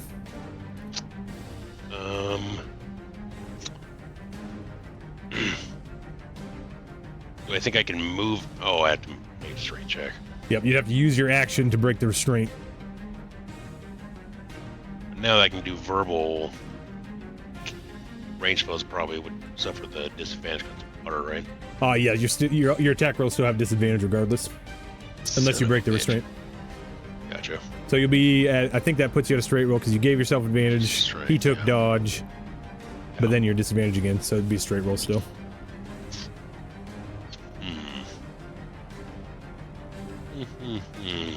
Action is definitely a lot at this point. I'm gonna try and just take him out. Hopefully, I can get him. Another chill touch. All right, let's see it. Straight roll. 18 before mod, so it's That'll like do it. 24. That hits. What is the So damage? He takes 7 damage. 7. Not quite down, but very, very close. Okay. Okay. Oop, lost my sphere. I can't use inspiration to add damage, can I? No, inspiration is just a reroll. Yeah. That'll move just a little bit. Did you break the restraint? Nope. Nope. So you are in the Yeah. bubble. That's right. I have to use my action. Yep. No. All right. So you are still within the watery sphere. And he is at disadvantage, but he has attack advantage on you because you are in the sphere. He raises the crossbow and goes, "Now I gotcha." He's gonna do a straight roll on you. Take a shot. The arrow hits the water at the wrong angle, and the swirling waters send his bolts flying off to the side. Oh man! He takes a little bit of a different position. Go ahead, Vice. Oh boy. Let's see. I don't have any good bonus action spells. Shit. Can't afford it. Just gonna keep chill touching him. All right, let's see it. Feel the touch of the grave. You don't have advantage this time, right? Because Silver Barb's over. I would still have advantage because of darkness. So you have advantage because of darkness, disadvantage because of the bubble. He took Yeah. the dodge action, so you're at disadvantage if you don't have Shit. advantage. Okay. So that's. Or sorry, he bonus action dodge. Gotcha. That is not great. That's only a 9 to hit. 9. This one streaks out, misses him. You still have your bonus action? Yes. What can I do with that? I can bonus action shove with telekinetic. It's worth a shot. Maybe I can knock him over. Yeah, it's something. Yeah. That's about all I can do. Let's see it. What is the thing on that? So I'm gonna mage hand shove, and I believe Mage Hand is an action to cast. Oh yeah, I don't have it up. Yeah, you gotta have it up to be able to do the shove. Well, it says as a it just says a bonus action. You can say you have to have it up or anything. Alright. Is it just telekinetic? You're just using telekinetic force? Let's see. Under the feat telekinetic, it just says, its own paragraph, as a bonus action, you can try to telekinetically shove one creature you can see within 30 feet. That's fine. Doesn't say anything about mage hand. Go for it. Go for it. So strength save 10 plus the D modifier, so it's going to be a 13 total 13 total. on strength save. It went really far. Natural 1 for a 0. It says he moves 5 feet away, but maybe since it's against the ropes, he can be knocked down or something. I don't know. Since there's places to move away from you, I'm going to say that would just shove him this way because it's not technically a prone activating situation. If you send him off a cliff or something like that, we could have a different conversation. But yeah, he gets shoved over. And if that is the end of your turn, he's actually going to use that momentum you give him to do a little roll and continue his movement over here. He comes up on his knees, clicks another bolt at you. This will be a straight roll because you're still in the orb. Oh my goodness. Oh. Natty 20. So that is 8 plus I don't think I can upcast silvery barbs. 6. Motherfucker. I think you can use higher spell slots to cast silvery barbs, can't you, Jerry? Yeah. I think it has to be. Out of it. You just don't get any bonuses. It just counts. Yeah, it's just like shield at higher levels. It just gives you the 5 AC no matter Yeah, what. you still cast a spell. You just don't. Yeah, it just doesn't scale like others, like most others. Doesn't show it as an option, but I'm down to do that if that works. Make Yeah, sure. if you Let's like see pay if our boy Mr. Crawford's ever said anything about it. Spell itself doesn't say anything Can about casting at a higher you level. upcast silvery barbs? Can silvery barbs spell? Where are we at here? Short answer, yes. Long answer, yes. I'm not going to read them. I'm fine with it. It doesn't have any saving throws or anything. It just does what it does. Even if it just costs you more to cast it. I'm fine with that. Yeah, it's just kind of it's just less efficient for you. It kind of punishes the player Yeah. if they Yep. need to use it. If you need to use it. So if you wanna do it, buddy, that's all up to you. If you wanna do it, buddy, that's all I up to you. think I did hit him, so I should have technically. Buddy, I should it's have been. all I think up I to did you. hit him, so I should have technically. I should have been. I think I did hit him. Things have happened, so. I just hit my desk duct audio. It's all looping now. Terrible. I think you should have been taking wisdom saves, but that's alright. I think you should have been taking wisdom saves, but that's alright. That's okay. Why does that keep... I'm just gonna kill that stream. Get out of your stream. There we go. Oh, say that one more time. Sorry, Ren. I think I did hit him, so I should have been taking wisdom saves, but we've moved on, so. You did hit him time before that. Yeah. Yeah. Try to remember that. We're not gonna go back that far in the combat. No. So you're gonna silvery barbs. Oh yeah. All right, silvery barbs. Here's his other roll. Kill me. Oh my god. Fucking what? Oh my god. Are you kidding me right now? Are you kidding me right now? That is. So that is 14 plus. Oh my gosh. 11. So that's gonna be 20. See, what is that? 25 damage on the crit. Oof. You do have. Don't you have the 10 hit temps still? No, they got whittled down. Got whittled down. Where you at? I have 20, but I can use. No, that's impossible. Oh, it was a critical hit anyway. Shit. Critical on silvery. Ooh. Man, that is nuts. I can't believe I just did that. I don't think I have anything. It's the fighting pits, baby. Go get a lottery ticket real quick, Sam. I should, right? Yeah. Dude, the 20s tonight have just been insane. Don't think I can do. Can I use my all or nothing coin? What are you going to use it for? No, you know what? Since it's his turn and we're in initiative, I'm going to say we probably can't work that in. Does that take you over the threshold? I'm done. I'm down. All you guys see who can't see through the darkness is the darkness fade and this orb of water floating and your friend unconscious whipping around inside of it. Very lifeless. And you see the merfolk ranger, he's got his gun pointing down to the ground just going, oh my god, I can't believe I did that. He will release his watery sphere on our boy here. You still made a profit tonight. It's okay. Still made came some out money. ahead. Came out ahead. Everybody starts to cheer and go, whirlpool, whirlpool, and you see the two merfolk brothers, they like grab each other and they got these big smiles on their faces like, hey, maybe we are gonna make it. Both their purses a little bit fatter than they were when you guys first saw them come in. Vice, you're gonna get from the little healer guy, you're gonna get 9 hit points back as you come back to consciousness, laying on top of the boxes. I'll take anything I can get. You pull me to the map. Pretty close, Vice. I thought you were gonna work this guy. I was like, he's got him. I was like, all right, I'm gonna use this special thing. I was rolling good and everything. Yeah, I waited till you got him down to 11 hit points left, and I was like, all right, I got to do something besides just shoot. So, Damn it. his brother was getting mad at him. Yeah. Cool. Not bad, boys. Still made money, I think. Oh yeah. I still came out ahead 550.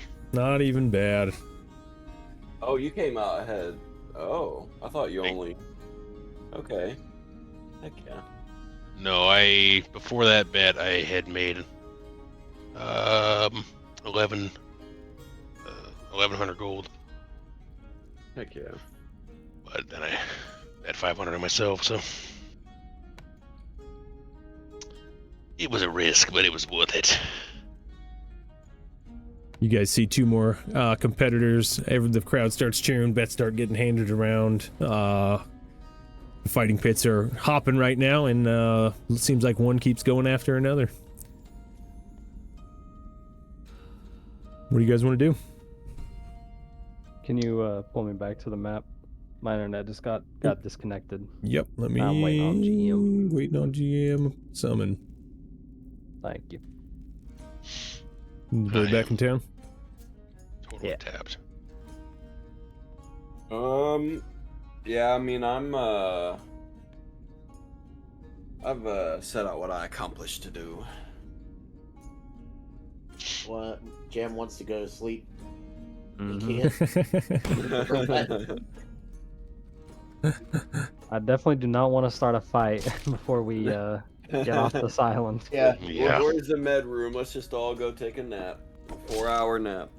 Everybody needs to take a nappy. Okay, long rest. Perfect. Really hoping they don't try to jump us on our way out. No, matter of fact, you see a bunch of guys that have been fighting in here. Like, there's just people sitting in the corner talking. There's even bedrolls in certain spots. Like, I mean, it's a junky place. It's a fighting pit ran by goblins. What do you expect? Want to sleep here? Yeah. But you don't feel any animosity like you normally do, like in a pirate coven or any sort of goblin tribes or anything like that.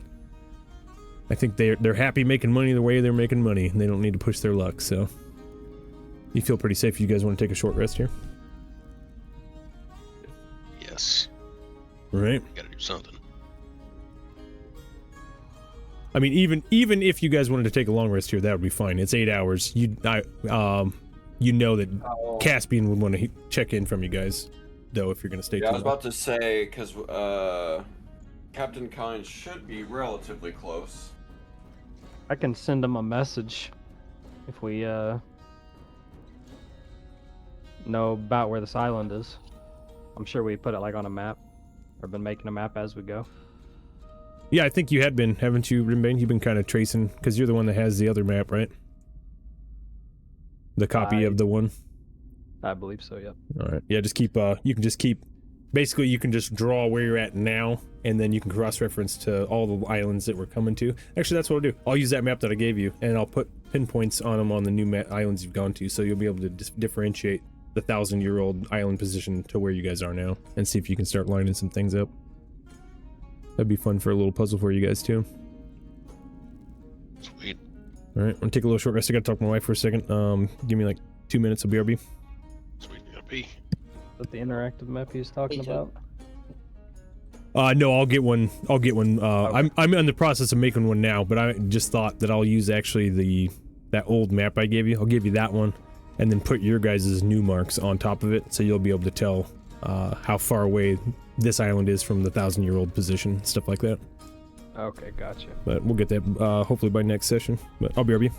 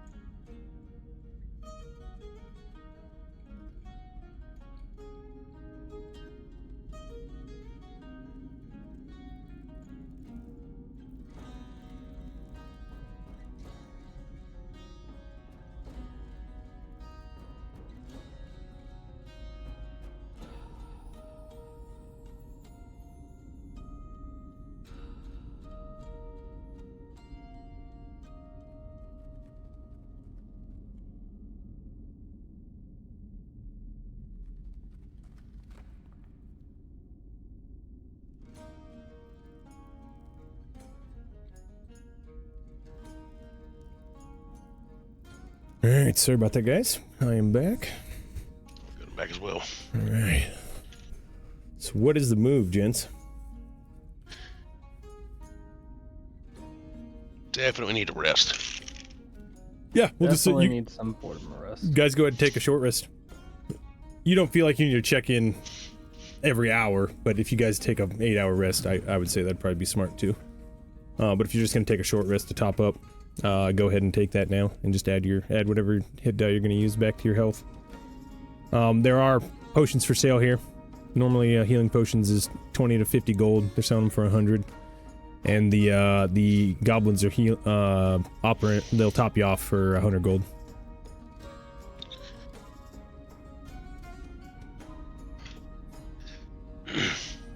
While we're making a short rest, will cook some more of that steak. So anybody who uses hit dice can regain an extra 1d8 hit points. With the Oh, chef. nice. Get out of here, chef.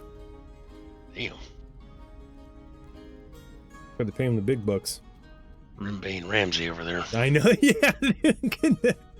Can we do that, please? Gordon Rimbane.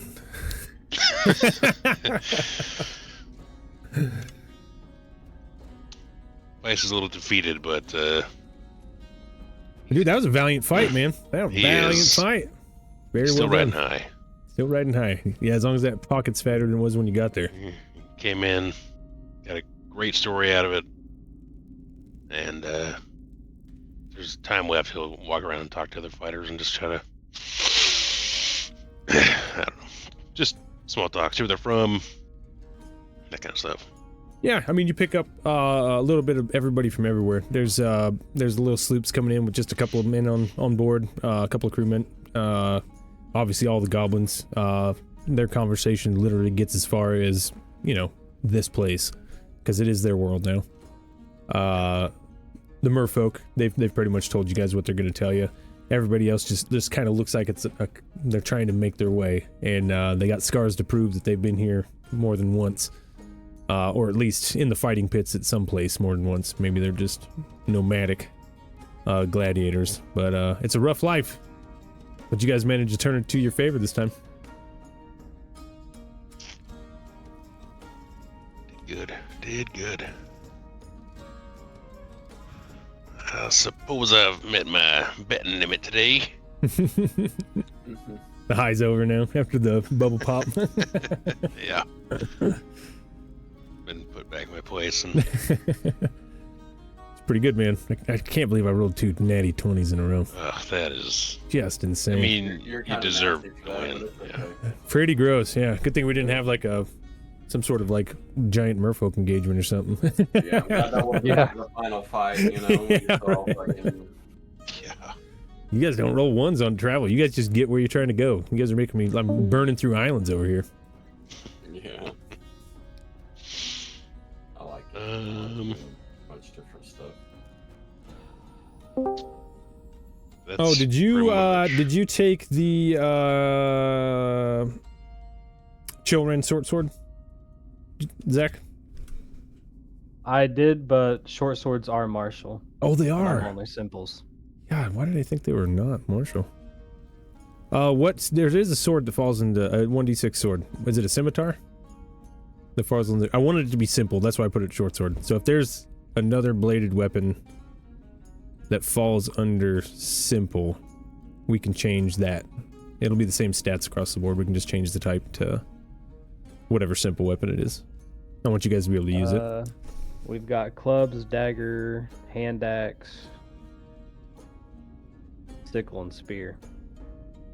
Sickle and spear. What about scimitars? Are scimitars simple? I thought scimitars were simple too. Nope. Oh. They're just light. Yeah. Yeah, they're finesse, martial. Hey, I got some computer shit that I need to deal with. I can't get back onto Tailspire just. Oh, Yeah. not get back on Tailspire? Okay, you're good, buddy. We only got about 10 minutes. We'll probably wrap up some narratively here Yeah. in the next 10 minutes anyway, so you should be good there, John. Okay. It's not as exciting, but you can do a dagger. Yeah, we could drop it down to a dagger if you guys wanted to. Still would be the same exact stats. It'd just be dagger damage. I want you guys to be able to use it, so if you guys want to downgrade it, you can, or you can keep it as a bigger weapon that you can use later. Can I teach Where'd you we short find sword or this? something? Say that again, Jerry. Could I teach freaking Vice how to use a shield? I don't know if you can use a shield, but Yeah, could I teach you them, can gain proficiencies by practicing. Matter of fact, me and John taught me how to use a shield in our last campaign. So I'm going to use the same thing that Keeson used for us. During long rests, you guys can spend an hour training in a proficiency that you guys want. Armor, a specific weapon. You can't learn martial weapons, but you can learn longsword. You know what I mean?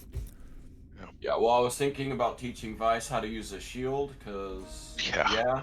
And then, if I could teach Rim how to use the short sword. I mean, this would be a good enough place to do it, too. I mean, you got the place, there's training dummies, there's all that kind of stuff. If you guys wanted to spend an hour, roll a couple proficiency checks, we could see what happens. Heck yeah. I am down. All right. I need it. Who's gonna train what during the sparring match? I'm gonna train short swords. Yep. Train with a short sword. Jam. I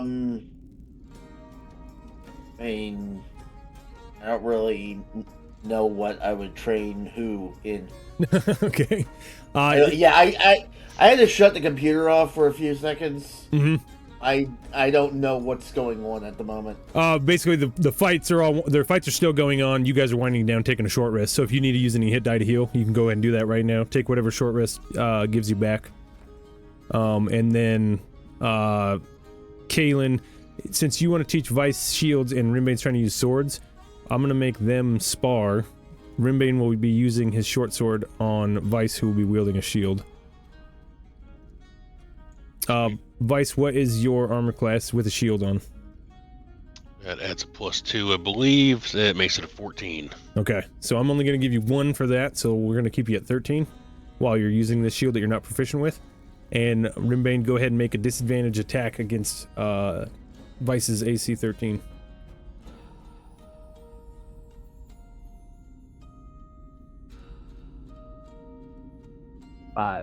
Five. Ding! Go ahead and take a point in your proficiency towards shields. Vice, Rimbane, you're trying to get the hang of this thing, but it looks like Vice is picking up the use of the shield a little bit better than you're picking up the use of the sword. But anytime we take a short rest, you guys can spend 2 hours and do some training like this, and every long rest you can train in proficiency. So yeah, you get 1 tick towards yours on shields, and then Rimbane we'll get back at it. How many ticks do we need to gain the proficiency? We're gonna do 5 per. So 5 successes. So basically that'll be stretched out 5 rests to get a proficiency, which I'm fine with. You guys are warriors. It doesn't take you years to learn how to do things. Like, you're not out here doinking around.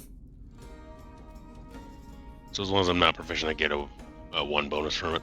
Yep, and if you crit on your test when you're learning weapons, I'll give you 2 on that also. Sweet. But yeah, so we'll just keep at that. Rimbane, you get 1 tick for 5 on your shield proficiency there. Vice. Love it. Anything else?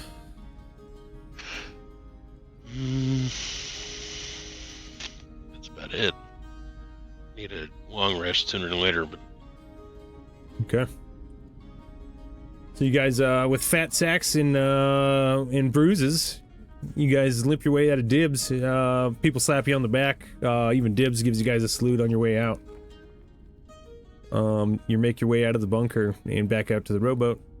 You see the Calm sitting about 100 yards out, standing on the deck. You see Caspian with his hands on his hips, and up top you see Isaac sitting in a corner playing bones with a couple of goblins up top, and he just looks back and goes, "You guys done down there?" Nope. I should like to think so. That sounded crazy. He throws the bones, scoops up all the goblins' coins, and they're like, "This guy." mark this place on the map. We're coming back. Isaac shoves the coins into his purse and goes, "Absolutely. They have no idea what this game is. So easy to win." I think we've had a fantastic day, though. Yeah, beats the crap out of that dead island. All right, let's get out of here. You guys mosey your way back down. Get to your get to your little rowboat on the pier. The pier is now populated with a couple more ships. You've seen a couple more people come moving in, but your rowboat is sitting there tethered as you left it. You paddle back to the Storm Chaser, sorry, not the Storm Chaser, the calm before the storm. And I guess we'll get ready by saying which direction. Do you guys want to hold to, maybe pull port at dibs and wait for the captain, or are we getting underway as soon as we get back? Maybe seeing doubling back and maybe catching the captain on his way north.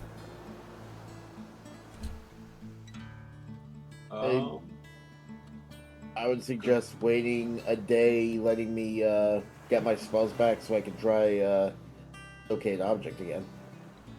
Could send him a message for our next long That rest. too. Just tell him. Well, you guys look pretty beat up. I don't want you falling overboard or getting sick.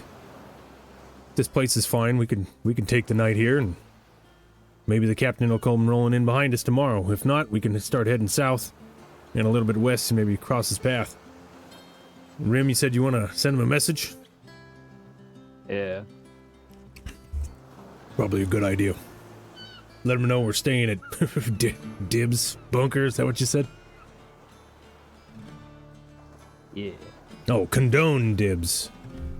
Oh yeah, condone dibs. Condone tips. Yeah.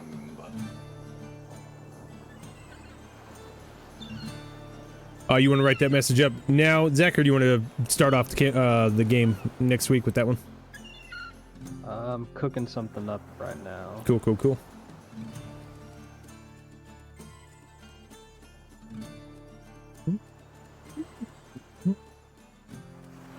Say, as you're getting your message prepared, Caspian and Isaac and you guys on hand, get the ship. You guys pull it in.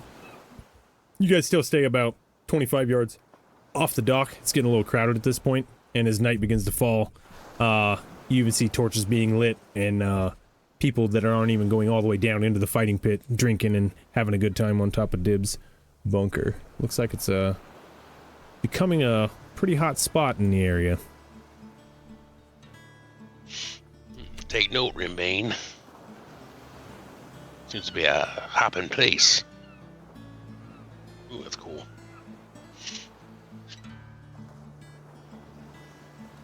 It would be a great starting location. Question is, are the Maybe. goblins going to attack me if I run a store here? I'm thinking more like copying that business model. Right. Well, I will definitely have a fighting pit. Hand over fist money going on down there. See, how would we relay where we are? I don't know if there's like longitude, latitude, or if we even would know that. Just for thematic purposes, the map that you've been creating, you see basically if you put your hand down at the bottom, use your palm, and put your fingers sticking straight out, you followed the northwest, which would be like as far to the right that you can get your left hand on your index finger. Captain Kine was going straight up your middle finger. We veered off, then we went due west a little bit, and then we cut straight back at a nice angle. So you're basically... What's the best way to say that? You're basically... You would assume at this point... Well, you roll... I almost want you to roll something. Roll just a basic intelligence check. 13. 13. You would be able to determine that with how fast this ship goes, and depending on if the storm chaser caught black winds or something like that, slack winds or something like that, he'd probably be south of you. So you're feeling pretty confident saying that if he continues heading straight up the middle of the northern ley line, he should hit a place called Dibs Bunker where you guys are at.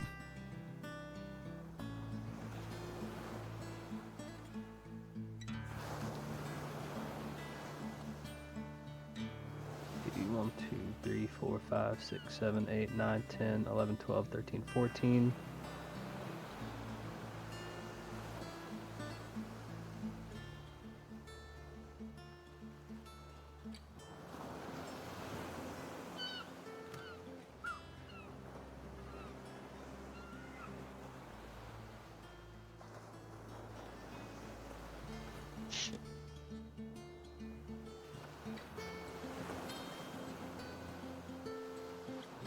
Alright, I'm just gonna tell him if you continue north along the middle of ley line, we'll reach Dib's bunker.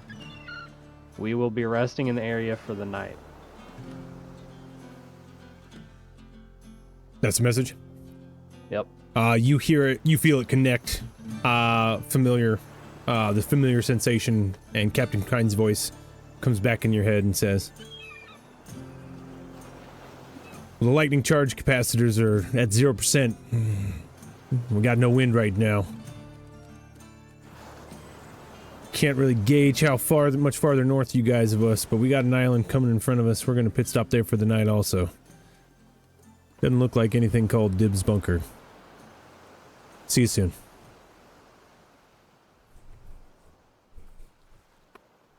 Alright, I'll relay to the rest of the party what Captain Kind has told us.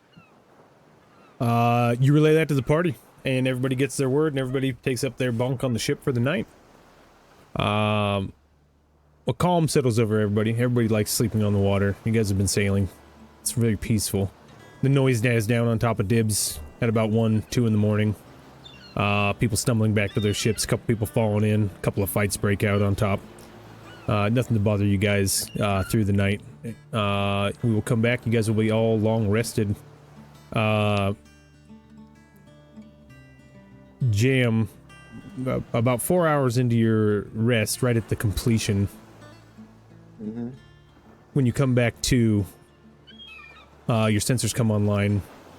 You're holding both of those pieces of paper with the charcoal inscriptions on them in either of your hands, like someone would be reading a newspaper. And we'll pick up there next Friday. Thanks for playing, boys. Okay. Fantastic. GG's and good night, everybody. Yeah, thanks for the game. Yeah. Good job in the fighting pit. Made some money. We'll catch you guys next week. Yeah. Everybody. All right. Wow. Thanks, friends. Next week. Night. Alright. Night.